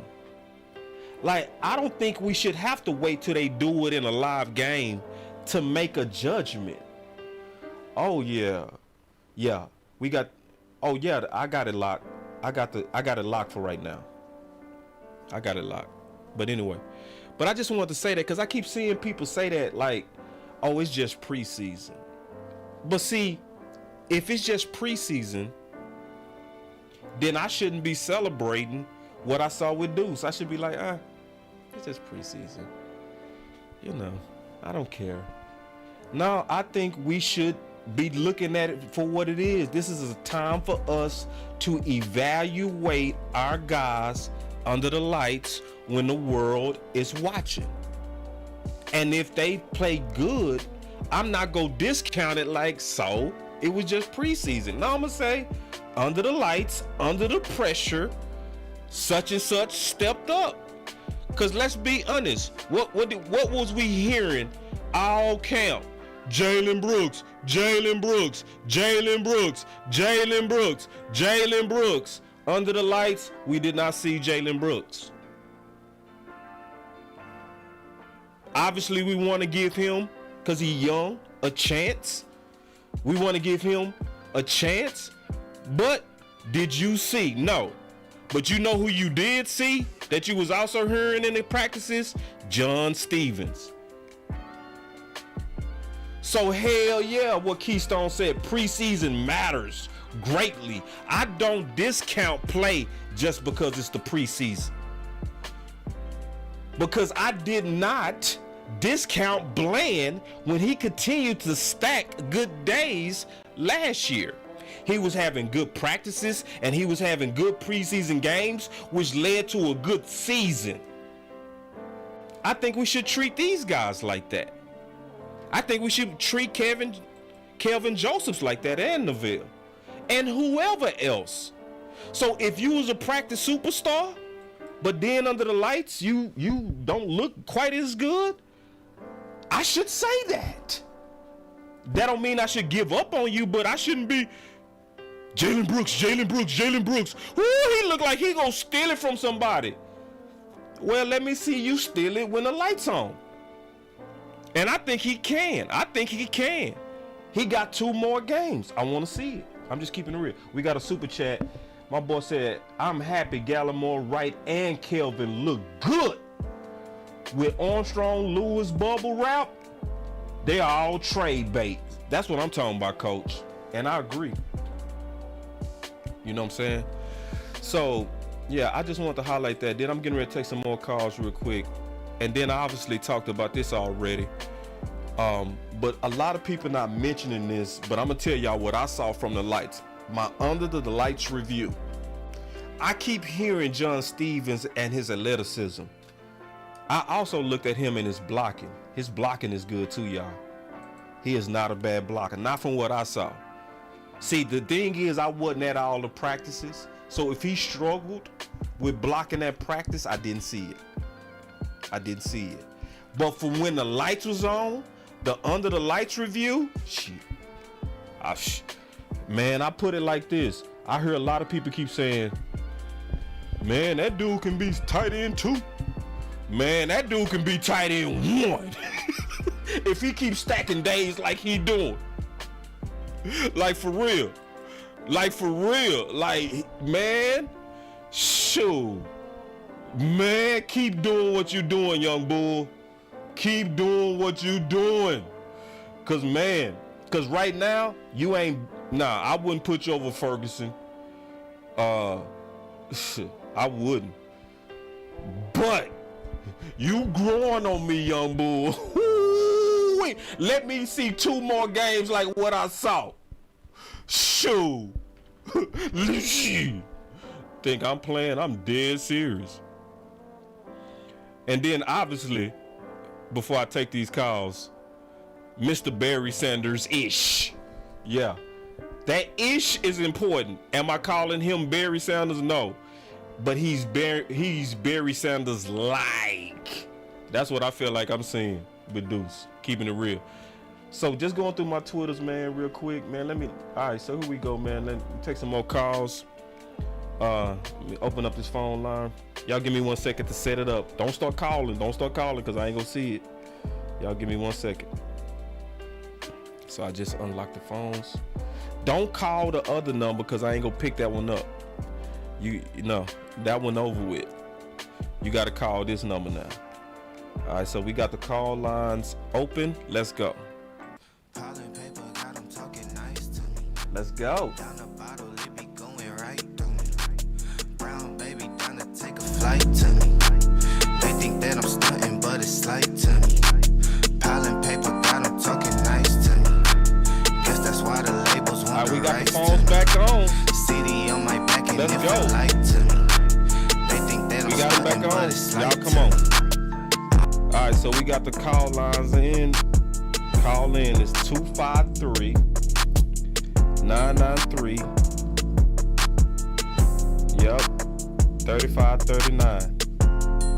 Alright, so I'm finna close it. Y'all better come on in, cause I'm gonna close it.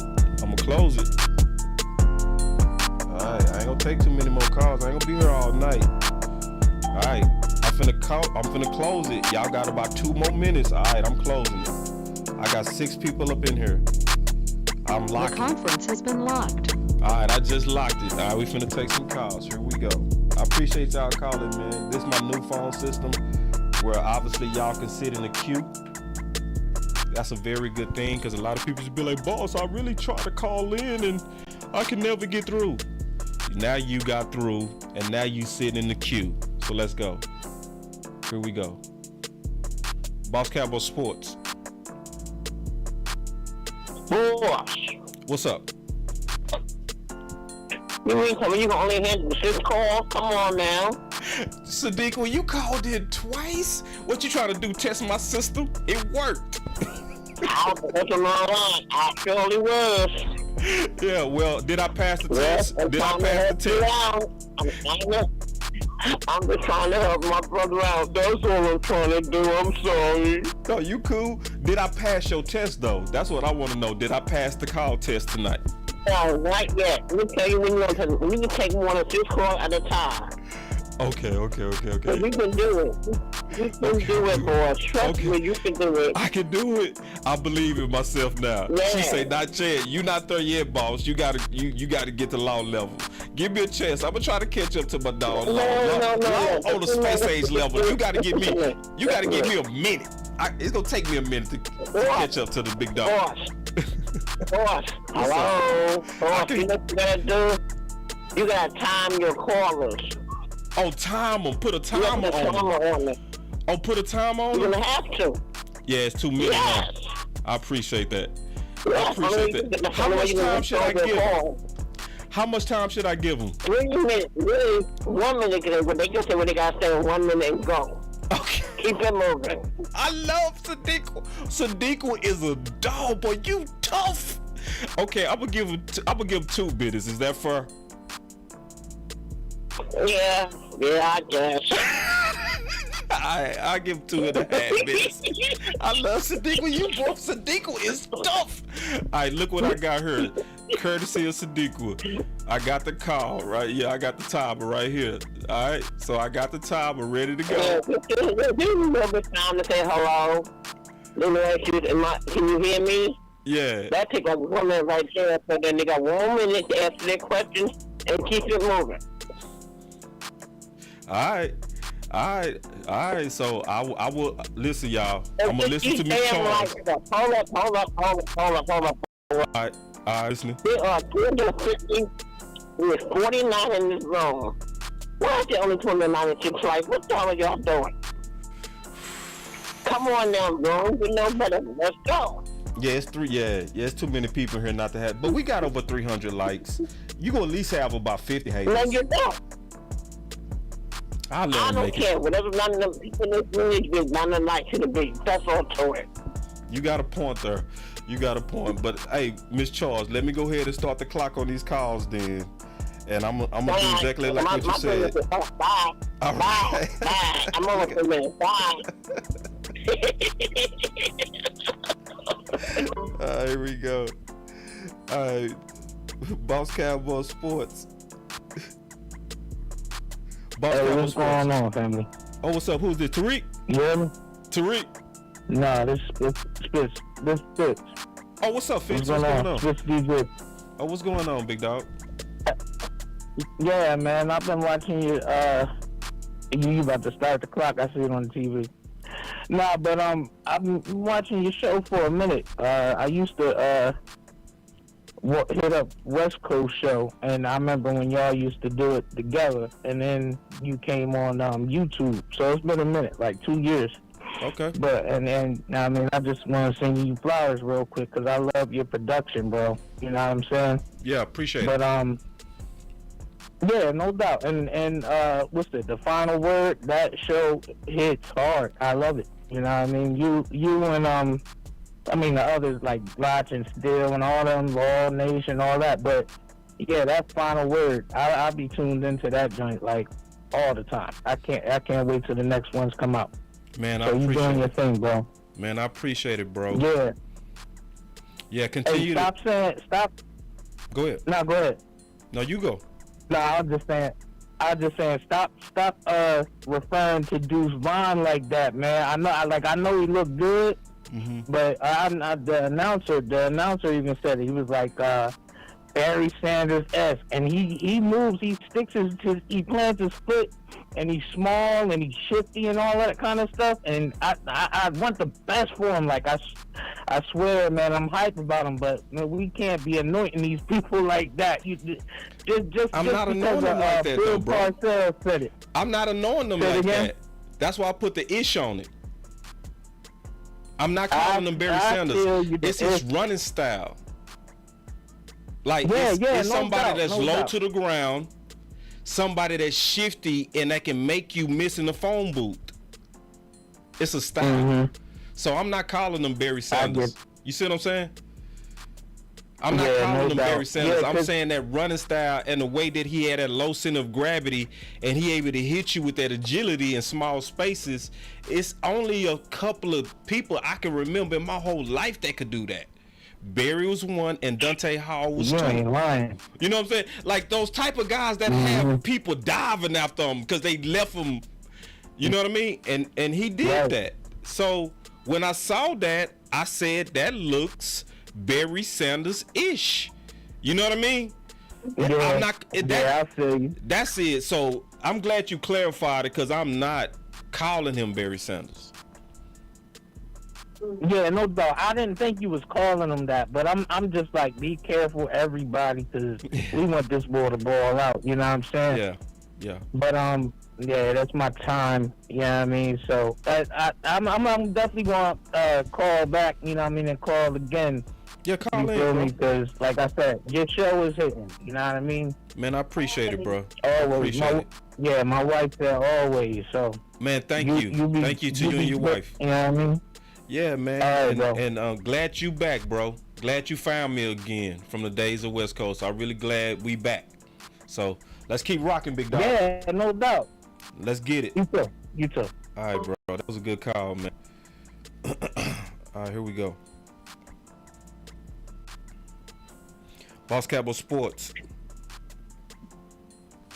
What's going on, fam? It's Keystone. What's up, Key, dog? We missed you on Saturday, dog. I know you had to work. I know. I had to work, though. Yeah, I know. But don't get me wrong. I caught it live on one of my streams, and I was sitting there the food, as usual. But, you know, my thing of it is, when I was looking at the game, there was a couple of things that I wanted to address, and that's the running game. Now, I understand that everybody didn't pull. That's understandable. It's preseason. But me, it matters. And to me, preseason is evaluation. Right. When you adding up all the running backs, including the quarterback, and it all adds up to over 100 yards rushing, that's a big deal to Keystone, knowing that we had this problem last year. Right. That's something to look into.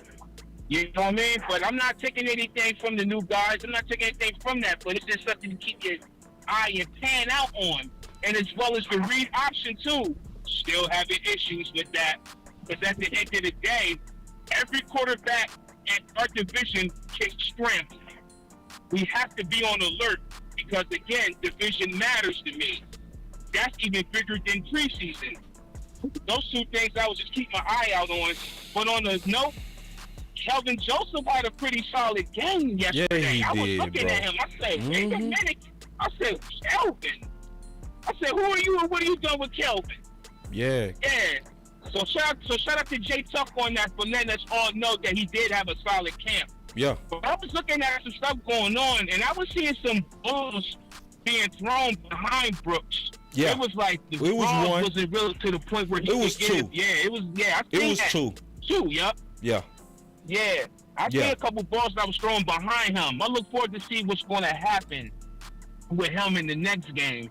But I'm pretty good with the way our defenses look because our backups, as much as our rookies, was making some of them starters look pretty bad. Even you see Wanye get that pick like that off of Trevor Lawrence. I said, "Oh my God!" Yeah. People don't want to address that. That was a, but they Yeah. don't want to address that Trevor threw a bad. That was a bad pass by Trevor that play. Yeah, it 'Cause he was. was feeling that little pressure too. He was Right. feeling that little pressure. He was on his helmet that play, and what did he do? He turned the ball over. Right. So there are some things that I'm looking into, but I look forward to see what we're going to do against Seattle.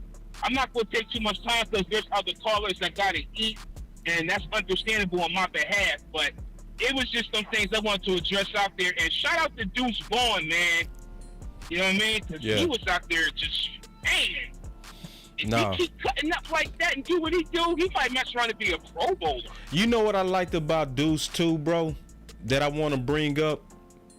Deuce and Tobit, they got starter swag. Does that make sense? Yes. You know what I mean? And those is my guys too, and those are my guys in the sleeper fouls. Yeah. So you know, like starter swag. Like I really meant when I said this on Twitter. Tobit was playing out there like, man, y'all got me out here with the B team, bro. His whole swag was like, y'all got me out here with these little dudes. I like that little touchdown he did with the cut, with the little inside slant. You know what I mean? With the touchdown. When I seen that, I said, "Yes, sir." Nah, that boy was season cooking, bro. one. Let's go. Nah, I said, let's go, season one. It's your time, youngin. Yeah. No, but I appreciate it, big dog, man. I got a couple of more calls up in here, but Key, you know I'm locking in your number. Hold on. Don't go nowhere yet. Hold on real quick. Give me 1 second, big dog. Yeah, so I got you locked in now. So obviously the next time you in the call queue, you locked in as Key. Key. We're going to have more opportunities now that the season's back. No, Yeah, I mean, it's we getting ready to, do all those watch parties, and we'll talk about that though. That's after the call stuff. Oh, most definite. All right, big dog, man. Good. Appreciate you, Key, man. BCS for life. Let's get it. Day one, let's go. Day one, and that is true. Keystone been down from day one, never switched up, never, not even one time. Never. That's real though. All right. Love you too, bro. big dog. For real. There's some So I homie love right you, there. bro. Love you, man. You too, bro. Like for real, he really been down from day one. And there's some stuff behind the scenes I never talk about, but he showed he a true one. Like for real. All right, so let me take another call. I'll call you, Coach Marv. I need to call Tariq too. Boss Cowboy Sports. What's up, boss? Coach Q. What's up, Coach? Doing good, sir. You know what? I think people, Cowboys fans, get on my nerves sometimes because they forget about the history of their own team. It's a guy named Tony Pollard. When he was a rookie, they showed out against second and third string guys 2 years in a row. Oh. But we clamored for him to get playing time, but he was 6 foot. Deuce Vaughn is doing the same thing Tony P did. I asked the Cowboys fans to give him the same love that we gave TP in his first 2 years in the league, when he was killing these second and third team players. When a guy, you get out your shoes at the NFL level, that's special. Yes. Pacheco, the running back, everybody talk about the 7th-round draft running back from Kansas City. He was juking guys in the preseason against second and third string players. Yeah. So what I'm trying to tell you is, it's certain positions that I don't care who they play against. First string, second string, third string. If you can make a guy miss at this level, you can make a guy miss. Right. That's what Deuce have. So, guys, for all the Cowboys fans who love TP in his rookie year and his second year, and you were like, TP needs to start over Zeke. Listen, give Deuce the same love. Because you go look at the film, TP was doing the same thing Deuce was. He got a point. I guess, boss. I guess only me, you, Vox, Tuck, Law. I guess we the only one that saw Deuce play against Alabama and LSU. Hold on real quick, man. My boy Rome in the building. My boy Rome in the building. What's up, man? I see Rome. I just saw it, big dog. It's always good to see my homie in here, man. What's up, big dog? Go ahead, Coach. I'm sorry. It trips me out that I guess all the other Cowboys fans didn't watch him run past the Alabama defense time and time again. When he ran past LSU defense time and time again. I guess the Cowboys games, because I did, you did. So I knew he could play this low. Yeah.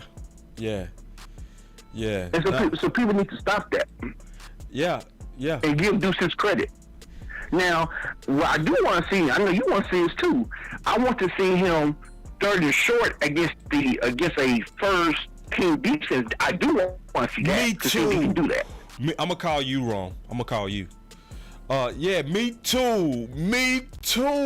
Ooh, talk, Coach. Oh, I'm gonna call you, Ron. And these quarterbacks are, to me, I think they did Brooks an injustice because on them plays, he was kind of open. Yeah, they did go behind him. You right. That's measured. Now, I'm not a wide receiver. Now, it did look like he was rushing, but still, if the quarterback puts the ball in front of him, even if he rushed the route, he still got the ball. Yeah. But on those same plays, me and my son was watching together, and Tolbert was open on the over route. He was. So I'm glad that he was. And so my thing is the play would have been to him. Then Cindy was open the over route as well. And this just speaks to Mark McCarthy's play design. I mean, the play design was so good where if that was in there, that would be touchdowns. Also, he caught what's his name? The third string quarterback. He caught Stevenson 2 other touchdowns. He was open twice and his leg. Man, nah, I was impressed, bro. I was impressed, and you ain't said. And I saw your list, Coach. You know, I think your list was spot on. And the thing I liked about your list, me and your list was almost identical, and we never talked. Like I put Clark over Sean. Yeah. And when I saw you did that, I said, yeah. So I'm telling you, but this team is good. Our O-line, like I said, guys, you cannot tell how the O-line did if you don't have the R22. I don't have the R22. To my knowledge, it hasn't came out. That's the only way like you said, boss. to get measured Kool-Aid of his O-line, that's the only way you're gonna be able to do it. You have to see the all 22. That's what I said. That's what to really I'm be able waiting to on. see the O-line. Yep. You just anybody who's saying ball sucks, you're lying because you don't have all 22. Yeah, I say you don't have the best view. Can we say that? No. Because I say they don't have the best view. For sure. They got a bad view. If you trying to grade offensive linemen and you never can see the end zone view. That's right. And I'm O-line guy. So like I said, real coach. Like a real coach. I don't know. Yes, sir. And just to let y'all know, also a baller. Like my boy, I ain't talking about your back, man. Listen, let me tell you, my boy Q, when he was playing for Kimball, he was starting. You would have to know where I'm from to know how big it is for somebody to be starting at center as a sophomore for that school. I was like, yeah. I appreciate that. Oh man, no doubt. But go ahead. What I want the fans to understand about the running backs, I think the Cowboys are going to keep at least 2 on the roster. The reason why, we all know I love TP, but they're not going to keep TP. Right. So you need your running, because the way Will McClay builds the team, he drafts or find guys for your replacement. Right. And the way I see it, Deuce, you can say what you want. Deuce is going to be TP's replacement, because Deuce is a scat back. Deuce is a speed back. Deuce can get the ball out the backfield. You know what I'm saying? Rico is our power back replacement. And then guess what the Cowboys are going to do? They're going to put Hunter Linkey on the practice squad and put Davis on the practice squad. So what that means for the Cowboys? For less than $2 million, I got 4 running backs on the squad. And guess what the Cowboys are going to do? They're going to draft one. So I'm just letting the Cowboys know this is how they do it. Mike McCarthy has not lied to us. We are a draft and develop team. Yeah. So that's what they're going to do. So Deuce, like we're told, if you watch Deuce, he was getting the same type of plays that Tony would get, which makes sense to me.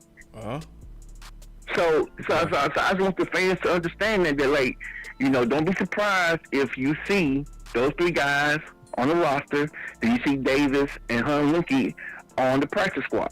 Just knowing that the Cowboys is not going to pay TP $10 million. He can ball, and I want him to ball out, but the Cowboys ain't gonna pay him.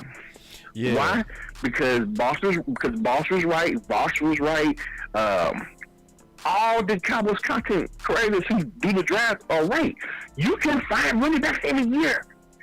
In the first 5 rounds, you can find a starting running back. These are facts. I mean, I hate to say it. You can.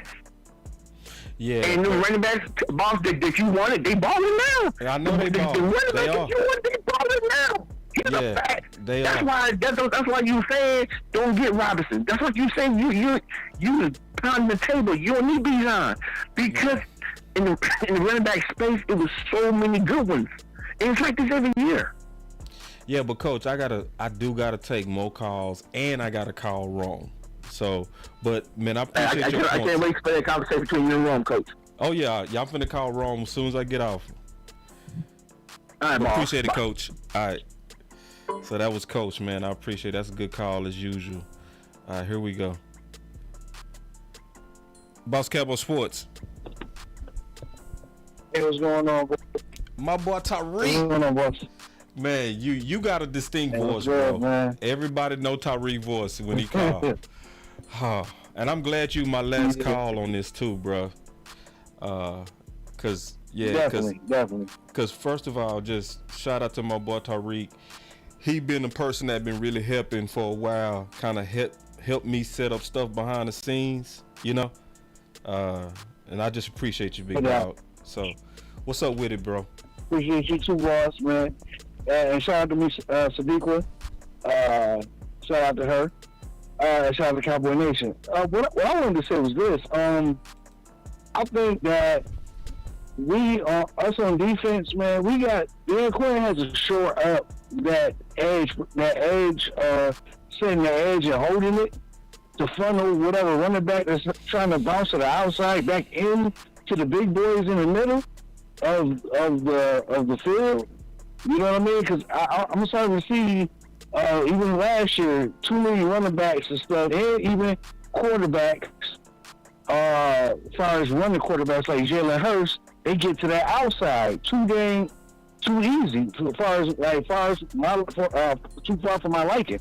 You know what I mean? I'm like, yo, we got to set these edges better, man. Edge contain, man, a little bit better because we got bigger on the inside. I want everybody to be funneled into the defense instead of us have to chase people to the outside. You know what I mean? Nah, you right. Tariq, hold on real quick. I'm saying something I gotta say. Mm-hmm. My boy Lockhart said, boss, we got 310 likes, 357 in the chat. Thank y'all, for real. Now it's up to 333. So we appreciate all of y'all answering the call and helping, bro. It ain't nothing like y'all, and I greatly appreciate y'all. That is a big deal to see y'all, and we not even finished, and y'all already got this up to 300 likes. I ain't mean to cut you off, Tariq, but when, you know, because people like to fuss at people when they not doing it, but then we should stop and say, bro, appreciate you too. You know what I mean? like, so thank y'all greatly for being a part of the movement. Go ahead, Tariq. Yes, like I was saying though, I think we gotta. I love the preseason because the preseason shows you hidden gems on your team. It shows you where you have to improve at. You know, I was upset just as much as everybody else when what's my man Rico Dado, he fumbled when it should have been a touchdown, or he should have secured the ball better than what he did.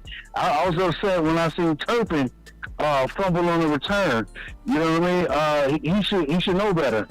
And I'm glad that we get to see certain things like that. Let's get all the mess ups out of the way right now so we can clean it up before this season kicks off. You know what I mean? So I'm upset with those guys, but it gives them something to work on. While we getting ready for this season. I'll put it to you like this, man. I know that some people want Ezekiel Elliott back and all that.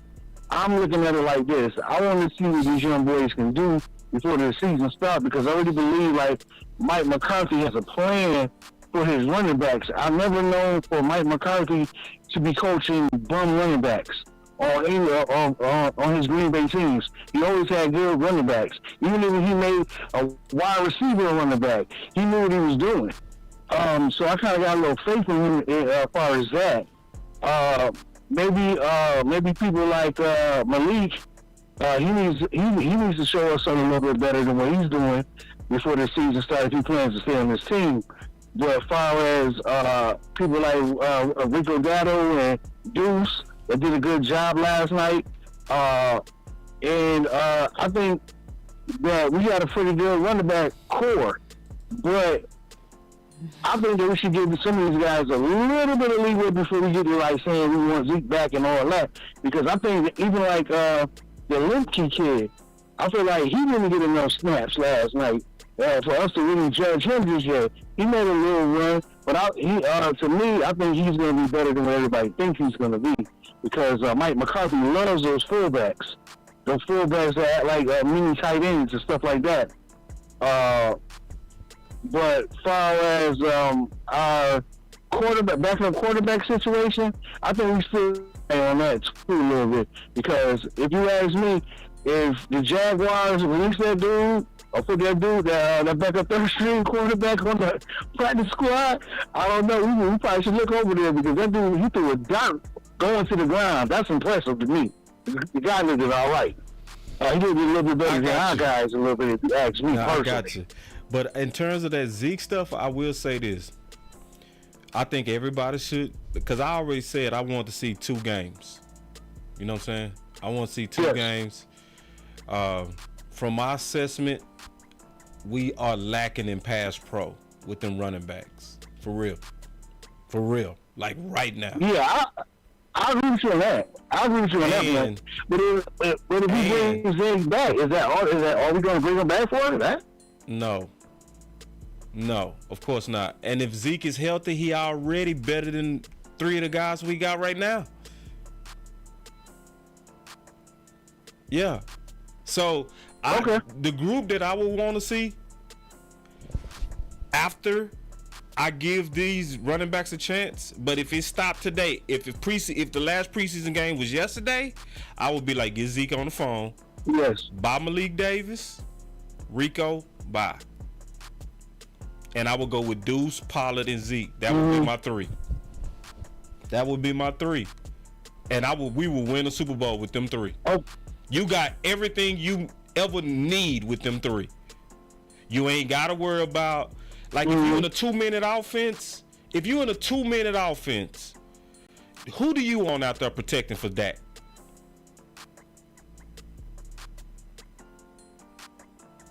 Ooh, that's exactly. You see what I'm saying?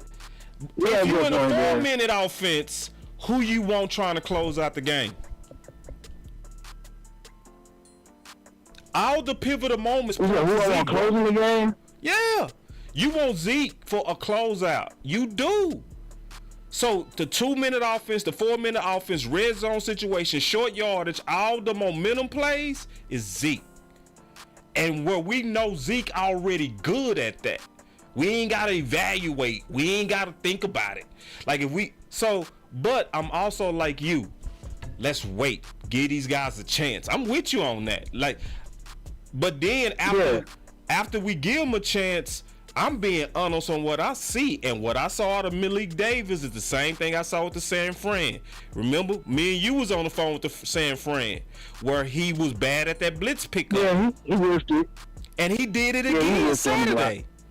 You know what I'm saying? Now, if the next 2 games step up and meet that blitzer, okay. I'm rocking with you now, dog. But what you putting on tape is the same BS you put on tape versus San Fran. So, but I'm with you. Can I ask you this one question before I get on the phone? Yeah. Can I ask you this one question before I get on the phone? Yeah. Now, so you telling me if we got Deuce in the backfield and Dak, we in the 2 minutes. Now you telling me that I know Deuce is not the best blocker, or he probably really, he probably gonna be a better cut blocker than a stand-up blocker.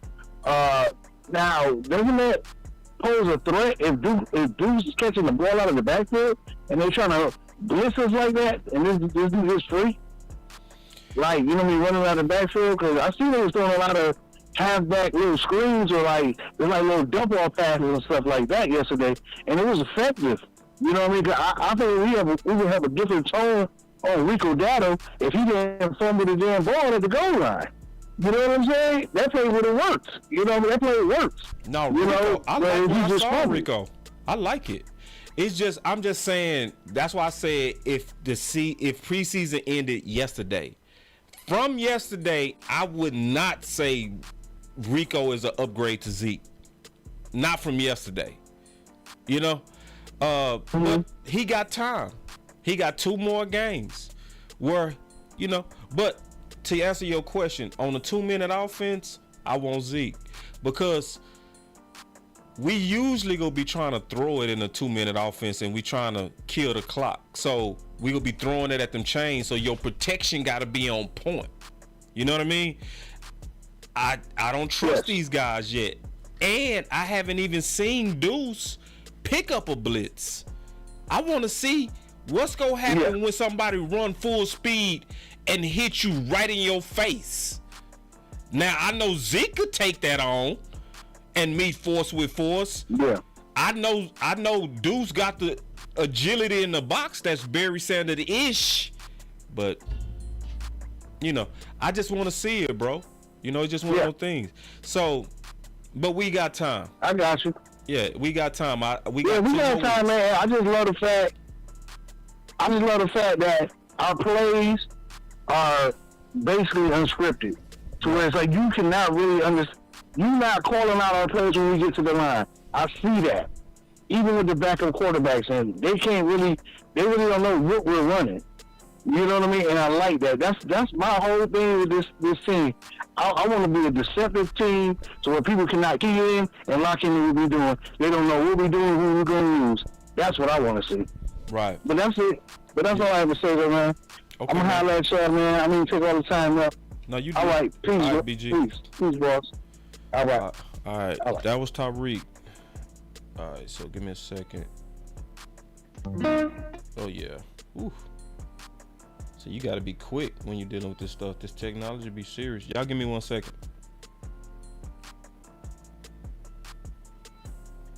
Because I'm finna call Rome. All right. Rome, hopefully you still watching. I'm getting ready to call you now, big dog. All right, y'all give me a second. All right. All right, I'm calling you now, Rome.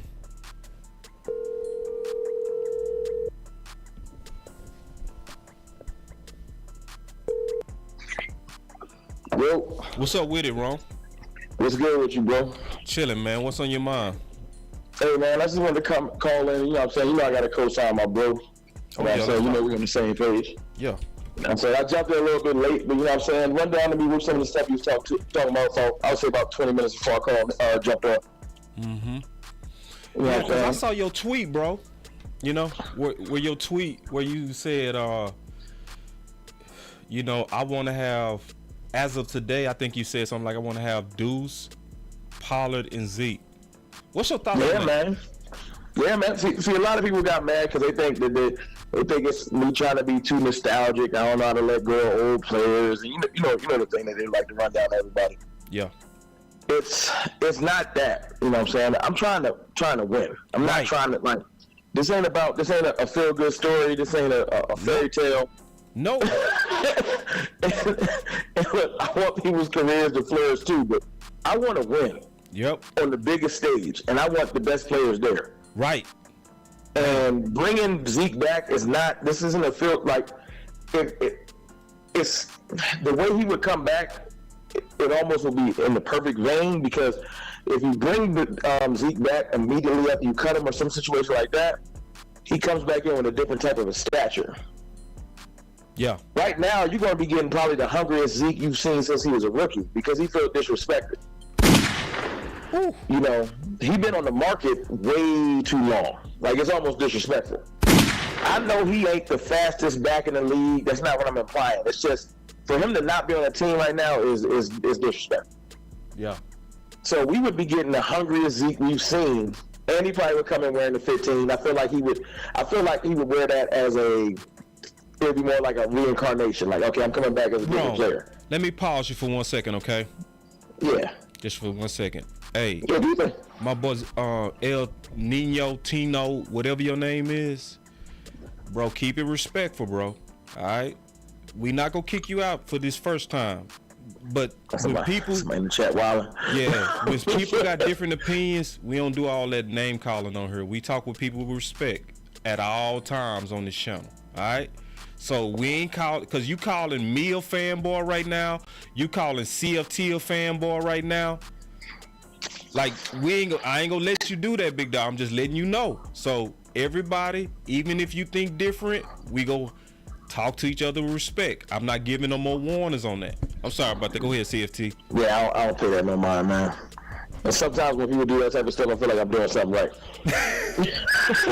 I gotta be doing something right. I'm pulling emotion out of you. But that's a conversation offline. You know, we'll chop it up. Yes, I don't want to. You know, I get distracted. I keep it too funky. You do. That's my yeah, I got Tucking him had to give me a line earlier. I was about to take it too far on Twitter. But you know, I just feel like Zeke he'd be like the perfect complement. Sometimes you got to look at the situation as more than like people like, nah, because Zeke gonna come back in and take half the carries. He gonna stifle Pollard. He gonna stifle Deuce. And I'm like, nah, you got to realize that even Zeke at this point would know that he would be coming in for a specific role, the ultimate teammate, the selfless Zeke that's been texting them boys good luck and telling them to go out there and do their thing. Right. He not looking to come in and take half the carries. That ain't even it. If he would come back. We might wake up tomorrow and Zeke's a Patriot, and then we'll just move on. Right. But my point is, if he doesn't get signed, absolutely Zeke has a role on this team. Right. 100%. Like, let's not trip. And he would be coming into a running back room where nobody would look at him with a side eye. No. And at the end of the day, let's just be honest, boss. You get opportunities in this league, and I'm saying as if I played in the league. Let's not trip. But since I've been watching, man, your opportunities are slim. Yeah. If you don't take the bull by the horns, you might not get another opportunity. Yeah. The only thing that saves you sometimes is where you drafted. Malik Davis, Rico Dowdle don't have that luxury. Right. They had last night, they had the stage where they didn't have to look up to 2-1 no more. And the RB2 position on this team is wide open. It's been discussed for months. Yeah. RB2 is wide open. All three of them went into that game. Hunter Lipke knows he's probably not in the running for RB2. He's a more situational. He's like a Kyle Juszczyk type player. So I think he has a whole different trajectory. Right. If those three gentlemen had a chance last night, one person, when that door got presented in front of him, he walked through it. That was Deuce. Yeah. I ain't saying that the battle is done. I'm just saying if this was a race, he ain't playing no games. Right. You feel me? If this is a race, he said, this is my opportunity. I ain't playing with y'all. Right. Now, Rico looked like he was, and then he fumbled. And I hate that when you splitting hairs, you can't fumble. Right. So yeah, you just can't. I'm sorry. You splitting hairs right now. It's the best of the best. This ain't a game. We trying to win for real. We not the Cleveland Browns. Like we trying to really do something this year. This ain't no regular Cowboys team. So you can't have moments like that. Like, I hate to sound like all extra like on my high horse, but that's where we are. No, I love it. I challenge everybody to do me a favor, and I don't usually do this. It's a good call. Take your time. Go watch the Pivot podcast with, and I don't usually do this, with Micah Parsons, and you will get why I feel the way I feel. Yeah. Best interview I heard this year. Micah is not, as a leader of that team, he speaks as the leader of the team. You go listen to what he was saying. He not gonna be standing for no more like half-ass effort, no more almost good enough. Like Micah's standard is like, yo, we need to be on top of our game. And I'm just gonna adopt that. So I'm not dealing with it. Well, it was just a fumble. Nah. It wasn't just a fumble. You gonna wake up and Zeke gonna be back on this team. You're like, y'all had a chance and you had one. It is what it is. Deuce ain't playing with y'all. Ferg ain't playing with y'all. They drafted, look, put it like this. Look at Ferguson. They drafted his replacement in front of him. He didn't duck his head. He didn't hang his head. All he did was go out there and grind and say, nah, I'm still tight end one. Yeah, that's what's sure up. Did. That's what's up. I'm glad Shoemaker's here. He tight end something else. He ain't tight end one. That's the type of attitude that I'm looking for. Boy. You feel me? Yeah. So I love it. I don't hate the Malik Davis because I was beating the Malik Davis drum about 3 weeks ago. Mm-hmm. And then he got I ain't seen nothing. I'm sorry. Yeah. It's about the lights though, Rome. And see, that's why I respect the hell out of what you're saying. When y'all listen to what he's saying is, bruh, I've measured this Kool-Aid and I'm looking at this to win. This ain't about being right. This ain't about an opinion that I had a week ago. Are y'all listening? Like, that's why I got one other thing to say too. Outside of the Deuce thing. I feel like the demise of Mozzie Smith is being OD. Like, I get it. That y'all want, I think what everybody think Mozzie Smith is Aaron Donald. And that's not what you're supposed to be looking at. I don't know what everybody looking for. That's not it. Did he have moments last night where he looked tired? Yes. Yeah. Did he look perfect? No. Did he look like he knew his job in the right situations? And when he knew exactly what he needed to do, which is get in that backfield and be disruptive? Did he have great moments? Did I see a point where they had two players on him and a third and the center was looking to chip? Which means there was three players occupying one. He was doing his job. That's why Overshown and Marquise Bell and Damone Clark looked like they was just running free. So when you're looking at Mozzie Smith, am I saying that he's day one Vita Vea? No. Am I saying that his mindset is that's what he want to be? I want to keep my players clean. That's what I'm seeing. When I seen a couple of clips earlier. I was like, he looked like he doing his job. I don't know what everybody's looking for. It was nothing going on in that middle with him there, bro. Like, when he that's got why tired, they had to bounce it outside, because that middle was nothing. I seen him, he had his moments. I'm not saying it was perfect. I'm saying a person that knows their job is dangerous, if that makes sense to you. Yeah. And I can loop it back around to Zeke. That's why Zeke would be dangerous. Yeah. Zeke would be coming back to this team with a predisposed thought process if I know my job. Yeah. That's more dangerous than before. Yeah. Situationally, he will be coming back. I know when I'm going to get the ball. I know what I got to do. I'm not out there to try to get 100 yards every game. Them days, I've already done it. I don't need to prove that to nobody. Yeah. I'm here to that be short yardage, everybody got the tush push and all that extra. They got they cheesy move. Mm-hmm. No hate, but they got their thing they do. We had a Zeke, and that's why I would want a Zeke back. I saw a couple of, I don't want to call it goof. I ain't trying to be disrespectful. I saw some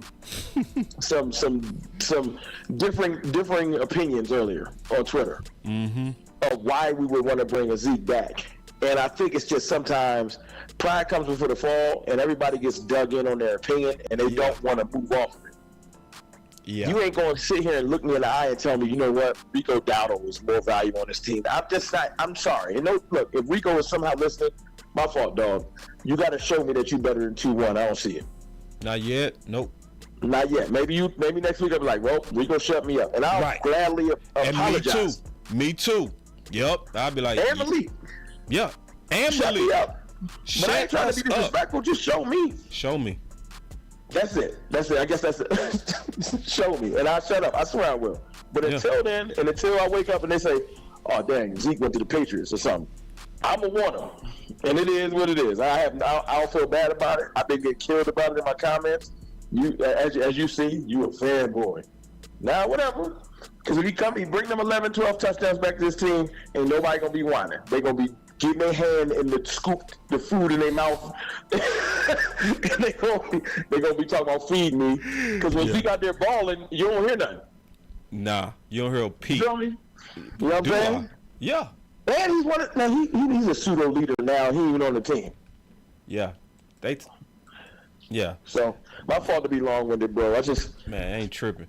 I just had to let you, because I'm on your look. It's a never-ending battle right now. But the basis of this all, boss, I just want to win, man. It ain't even that deep to me. I want to win. It ain't about nothing else. It's about put your pride to the side for everybody. Yeah, for everybody. Just want to win. Whatever it takes, man. I don't care. If it really came out, we just better run the team. Dak need to throw 20 times a game. Dak got to throw 20 times a game. I don't know. And I'm the biggest Dak fan. Yeah. Yeah. Whatever we need to do to win is the situation. I'm not really here for, it ain't personal with me as far as like, I need something to happen so I can look like I'm right. I will feel more right than ever when we're successful as a team. Yeah. Yeah. And that's it. Yeah. Well said, man. And we needed that message. We appreciate it, bro. That was it, man. I know I ain't been on the show in a minute. I was like, man, I'm gonna call. I see the call in joint. So. Nah, man. Shoot. And Rome, we gotta schedule it ourselves. But you know how we do, man. You already know I am always open. Outside of these kids, it's back to school. I'm free. Yeah, man. So obviously it's time for another CFT and Boss reunion.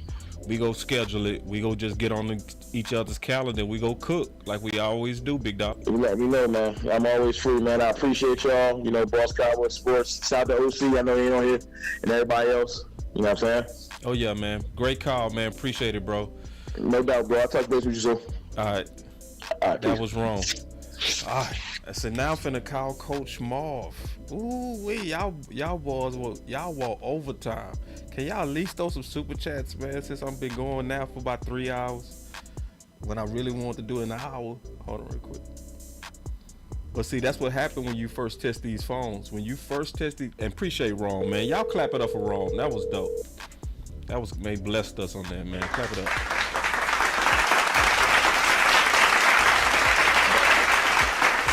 What's up, Coach? Hey, man. I did the old school way. I put my all 22 today, but I went back and did the old school way of this, my evaluation, my little watching the last game about 3 or 4 times so I can look at the offensive line because I was bothering me all night and I had the game recorded. So I went back and checked it out. Let me give you a little breakdown of what I think about some of the offensive line play. Okay. Steve Richards, very proud of that young man, playing left tackle, starting the game out against the number 1 pick in the draft last year. Jacksonville had the number 1 pick in the draft. You know, that defensive end they had, he played against him right out the box. Didn't get any pressure. He made some bonehead mistakes where I think it was mental about he should have went here, should have went there, but physically played very well at guard and at a tackle yesterday on all his plays. Very physical guy. Still just got a lot to learn, but he should be very proud of his performance, and the Cowboys should be very happy about his performance. Lewesko, same thing. Didn't really have any bad plays. I think sometimes we got, I think they talked about he got pushed back into a sack, but I'll get to that point. That wasn't his fault. Even ball looked good. Maybe a couple of pass pro things we got out of balance, but the run blocking was there. Didn't have any really bad hiccups. So when people say that the offensive line didn't do well, I can tell you where the problem really came in. The center, not a real strong guy. Hoffman did well, has a little nastiness in it, but sometimes he doesn't hold his double team block. Hold on, coach. Let me just pause you for 1 second, okay? Before you go to that next point, because we got 2 super chats. Let me just knock them out real quick. D Shift said, boss, if we get a linebacker corp, tight end room going to be nice. Hold on real quick. He said, boss. I don't understand what you're saying with that, D Shift. Might want to rewrite that for me, bro, because I want to really get the context of your super chat.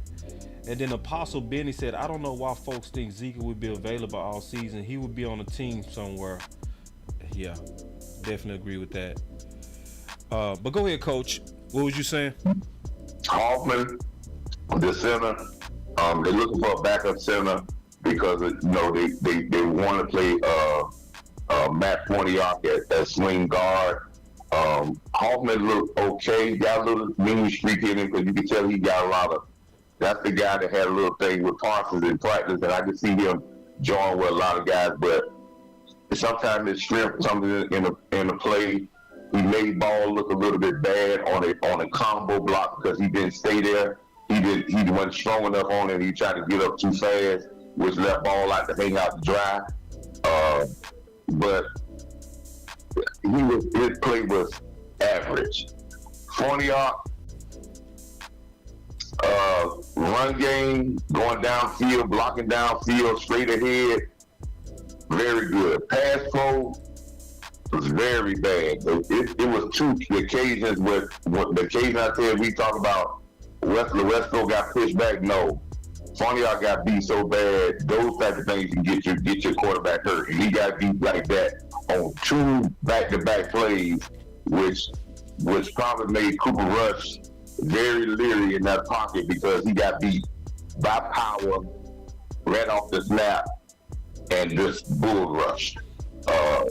That I was surprised to see that from Forniak because I've always thought he was a somewhat of a power player, but once he gets rolling going downfield, he's a great stream blocker. He's a guy that likes to finish downfield, but his pass pro inside of that guard position has to get better with strength because he really gets too high and he gets tossed.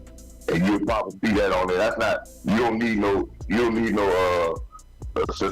great film to see that. If you watch that, you'll see it right off the bat. Yeah. That he just got destroyed 2 plays in a row. Right. And that really, kind of put your quarterback a little leery because once your quarterback gets pressure like that, I think Cooper Rush got really hit really bad on one of those. Another guy that they've been talking about is Bass. Everything I've seen in Bass in college, I think he's a very powerful player, but he got slow feet. Yeah. And his feet, that means, I mean by slow feet, he can get engaged, but once he loses just a little bit, once a guy moves a little bit, his feet is not quick enough to stay engaged. Yeah.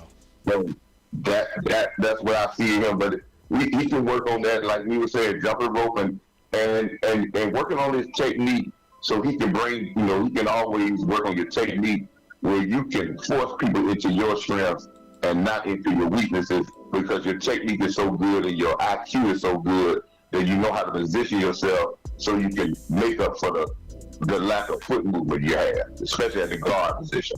Right. But overall, I think that the offensive line for a totally backup offensive line group is a good start for a preseason game. One, they just need a lot of work. I'm very, I think at this particular point in time, I think we got 9, maybe 10 linemen that are on this team. I think one of the linemen, and I'm counting Zach Martin, but one of our backups maybe not on this team. He might be on another team, and we may pick him up on the free agent when guys are released. I think we're gonna pick up one more guy. I don't know when that's gonna be, but I think we're gonna pick up another guy. But I'm liking what I'm seeing out of Walesko, especially Richardson, and Ball is getting better. As long as he playing this out of booth and you let him play physical, he can play really well. But a good center beside him will be a very good thing for Ball, because he needs a good center because of his lack of mobility. So he needs a guy that holds guys up so he can use his power to get around. So don't want to say that, that it looks so bad. I know a lot of people was bad on the offensive line. 2 of the sacks that came up, Boss, going back to your running thing, Blitz. 2 of the sacks that came up were running backs. Running backs, yep. I got both of them too. I can show them. One was by Malik. One was by Davis. The other was by Linky. Linky, when he came in the game, he picked the wrong guy on the blitz. I got it right here, Coach. I got it right here. Hold on, let me show it. Let me turn off the music in it first. All right, here it is.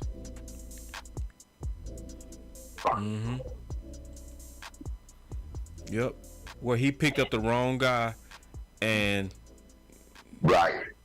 His job is always inside out. So he always supposed to make sure before he goes out to the outside, he got to make sure he can be late on the outside, but he can't be late in the middle, because that's man right in the quarterback face. Right. So he should stay inside and trusted that guy on the outside. If he was free, we had to take a little while long to be in the corner, but that guy running down the middle, you got to get him now.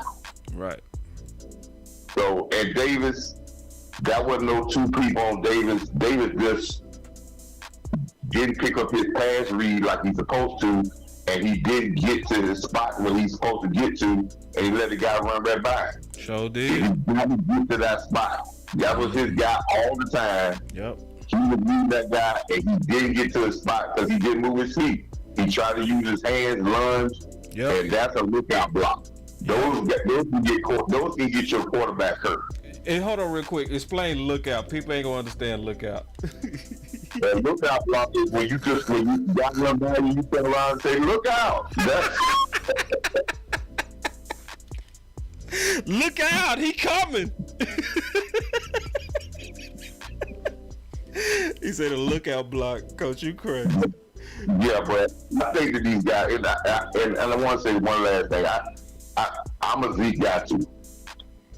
I'm not as down on the running backs, because again, I'll give you my impression on the running backs. Yes, I think Deuce showed very well. He is a running back. I mean, there was a guy that started in Kansas City named Carl Isaiah. Only reason why the other guy got running because he got hurt. But he's 5'7" and 5'6" and started for the Kansas City 2 years in a row. But he was a running back. This guy's been short all his life. He's a running back. Now, is he a workhorse back? I wouldn't even put him in that situation of trying to bust him up in there and constantly trying to get him to get 2 yards or 1 yard. That wouldn't be smart if I got other guys. And I know Rico Dallas. Only thing I'm saying about Rico Dallas, I'm gonna say it again, and I'll stand on a stack of football books to the sky. If Rico Dallas stays healthy, he is a top quality running back in this NFL. But that's all his problem is to stay healthy. Davis, so with these guys, say the other side to it too, Coach. It's another side to that. You said if he stay healthy, but what's the other side of that? If he don't stay healthy, he hadn't been healthy in the whole season since high school. Right. See, that's the part you almost getting ready to skip over. His junior year of high school, because coming out his senior year of high school, he was a top running back, but he was hurt in his senior year, and he came to South Carolina. He always did well in South Carolina, but he never could finish the season because he always had injuries, and he's had injuries every year he's been with the Cowboys. Coach, where you from? Huh? Where you from? I'm from South Carolina. What's your favorite college team? I will say the Gamecocks. Okay, so I think I can trust you with that. He's been always a good running back, but he could never stay healthy. He would give you he would have great games, and then he'll have a hamstring or a knee or a hip or something of that nature. So this is will he be able to make it 17 games if he has to be your number 2 running back? You're probably on the timeline of when he's gonna get hurt. So that's the only thing. He's gotta be that guy for 17 games to be that number 2 guy. But I will say this: we're talking about a lot of people, but TP is still your man. Yeah. And I believe TP is gonna have and TP is gonna learn something that Zeke had to go through. Yep. Everybody likes the number 2 guy. Because the number 2 guy can come in after you don't warm down and run for a 40-yard, a 30-yard game, and you come in and get those 5 and 6 tough yards, and they'll be saying, "Oh man, we need to play the backup running back." Mm-hmm. So he's now, when you get in the driver's seat, you learn what the driver has to deal with. He has to deal with all the criticism, and he always has to deal with the other people backseat driving. Right. So well said. That's what he got to learn. But I think both of you can have. I think these running backs can have a good season. They just got to work on their blocking and getting their stuff in mix the blocking. I'm going to go to the next group I'm going to is, I did look at the defensive line play. I want to say this one thing about the defensive line play. All our D Jaguars played well. Yeah, they did. All they played well. One thing I can say about Nello Galbo, he played well. But Nello Galbo still has the problem that I've been saying since day one with Nello Galbo. He is a shoulder player. He is a bull guy, but he's a shoulder player. He doesn't play with his arms extended. And when he doesn't do that, when you're a shoulder player, you are what we call you can do well, but if good linemen get up on his shoulder pads, and that's why he is subject to be pancaked. Yeah. So that's what he has to work on is his hands and being able to toss people with his hands. Mozzie is a hands person. Osa is a hands person. Even the big guy from Kentucky, he did a very good job on the goal line because he's a hands guy. That's the only problem I have with Neville, but I think he's coming along because he's playing for his job. But we should celebrate all these guys for doing well because it's the sum of the parts who's going to win the Super Bowl for us this year, not just one person. It's everyone who has to contribute in some type of way. And if it's just 1 or 2 plays in a game, they're contributing to us to get a victory. Yep. Appreciate the ball. All right, Coach, and appreciate the work. Obviously, you did a lot of work on that film. We greatly appreciate it, Coach. All right, man. Yeah, man. Coach is a treasure, man. Y'all clap it up for Coach Maul. For real. Major treasure to the community.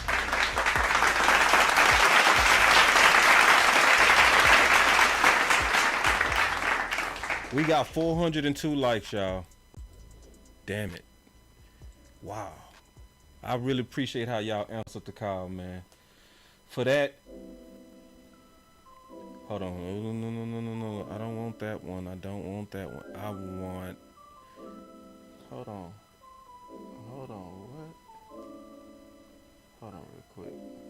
Let me do it again.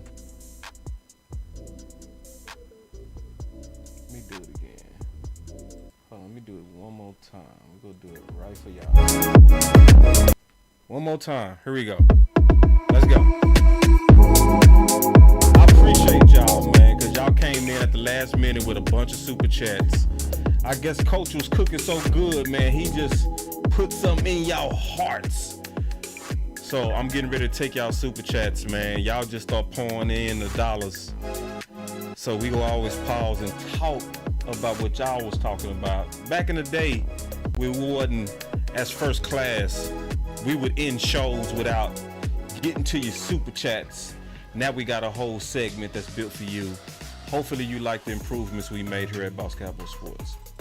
All right, so the first super chat that came in, he said, Coach, so everything is dependent on starting five pretty much? Damn, I wish I would have asked that while Coach was on the phone. I would never have gave Coach a chance to address that. I don't think that's what Coach is saying. Coach was actually saying that the offensive line didn't play as bad as what people are saying. And that's what I saw too when I watched the film.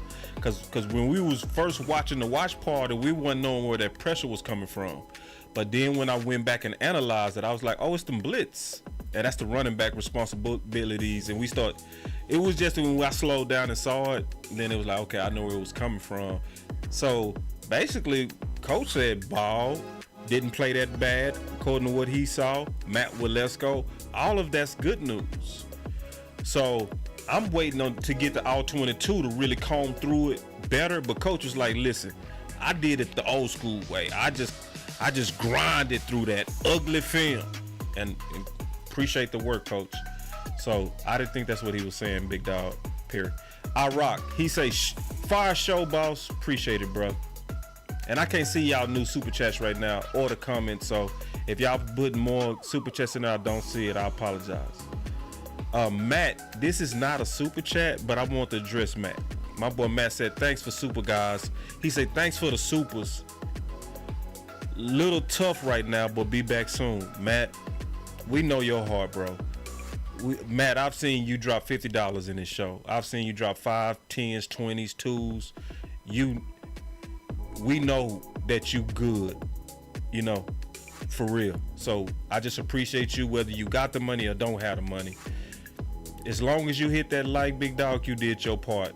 And if you do something when times get better, we appreciate it. But if you don't got it, we still appreciate you, bro.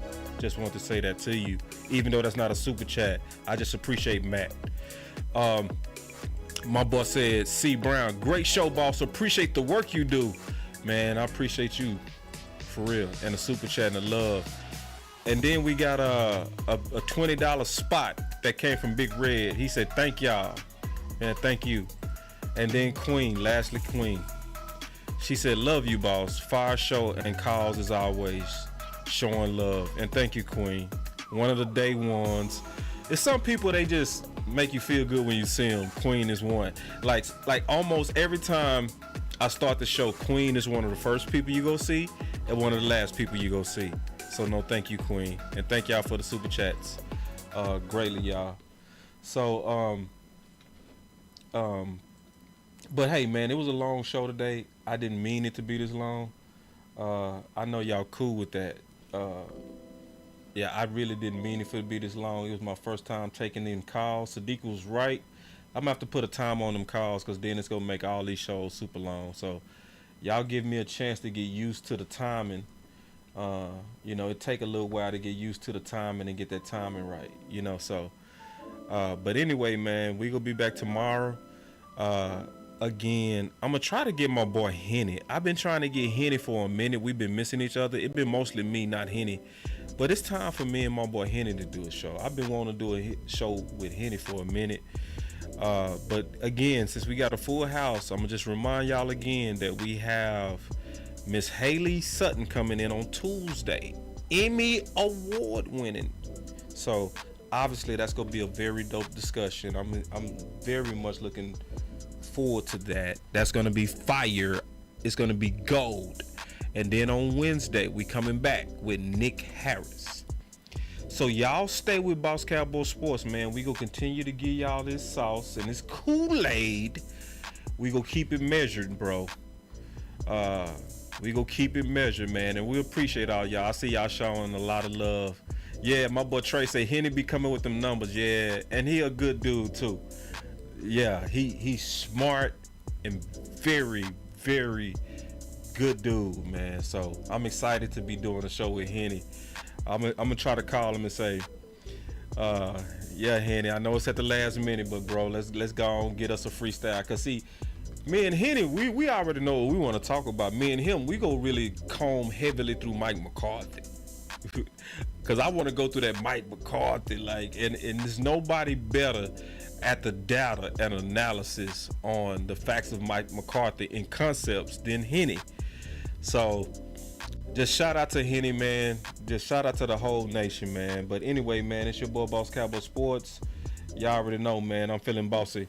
Boss Cowboy Sports. Feeling bossy, baby. Where your voice matters. Let's go. Feeling bossy, huh? Let's go. Love, moving too bossy, we don't tread softly, but not flossy, the streets done taught me, moving too bossy, we don't tread softly, but not flossy, the streets done taught me, I'm just tryna get my nigga paid. We came from Section 8, and I knew I was at since the 2nd grade. Man, I swear my time is coming, cause I'm never late. Came from broken homes and broken dreams to getting paid. Love, dollar bill, listen close, this is not a drill.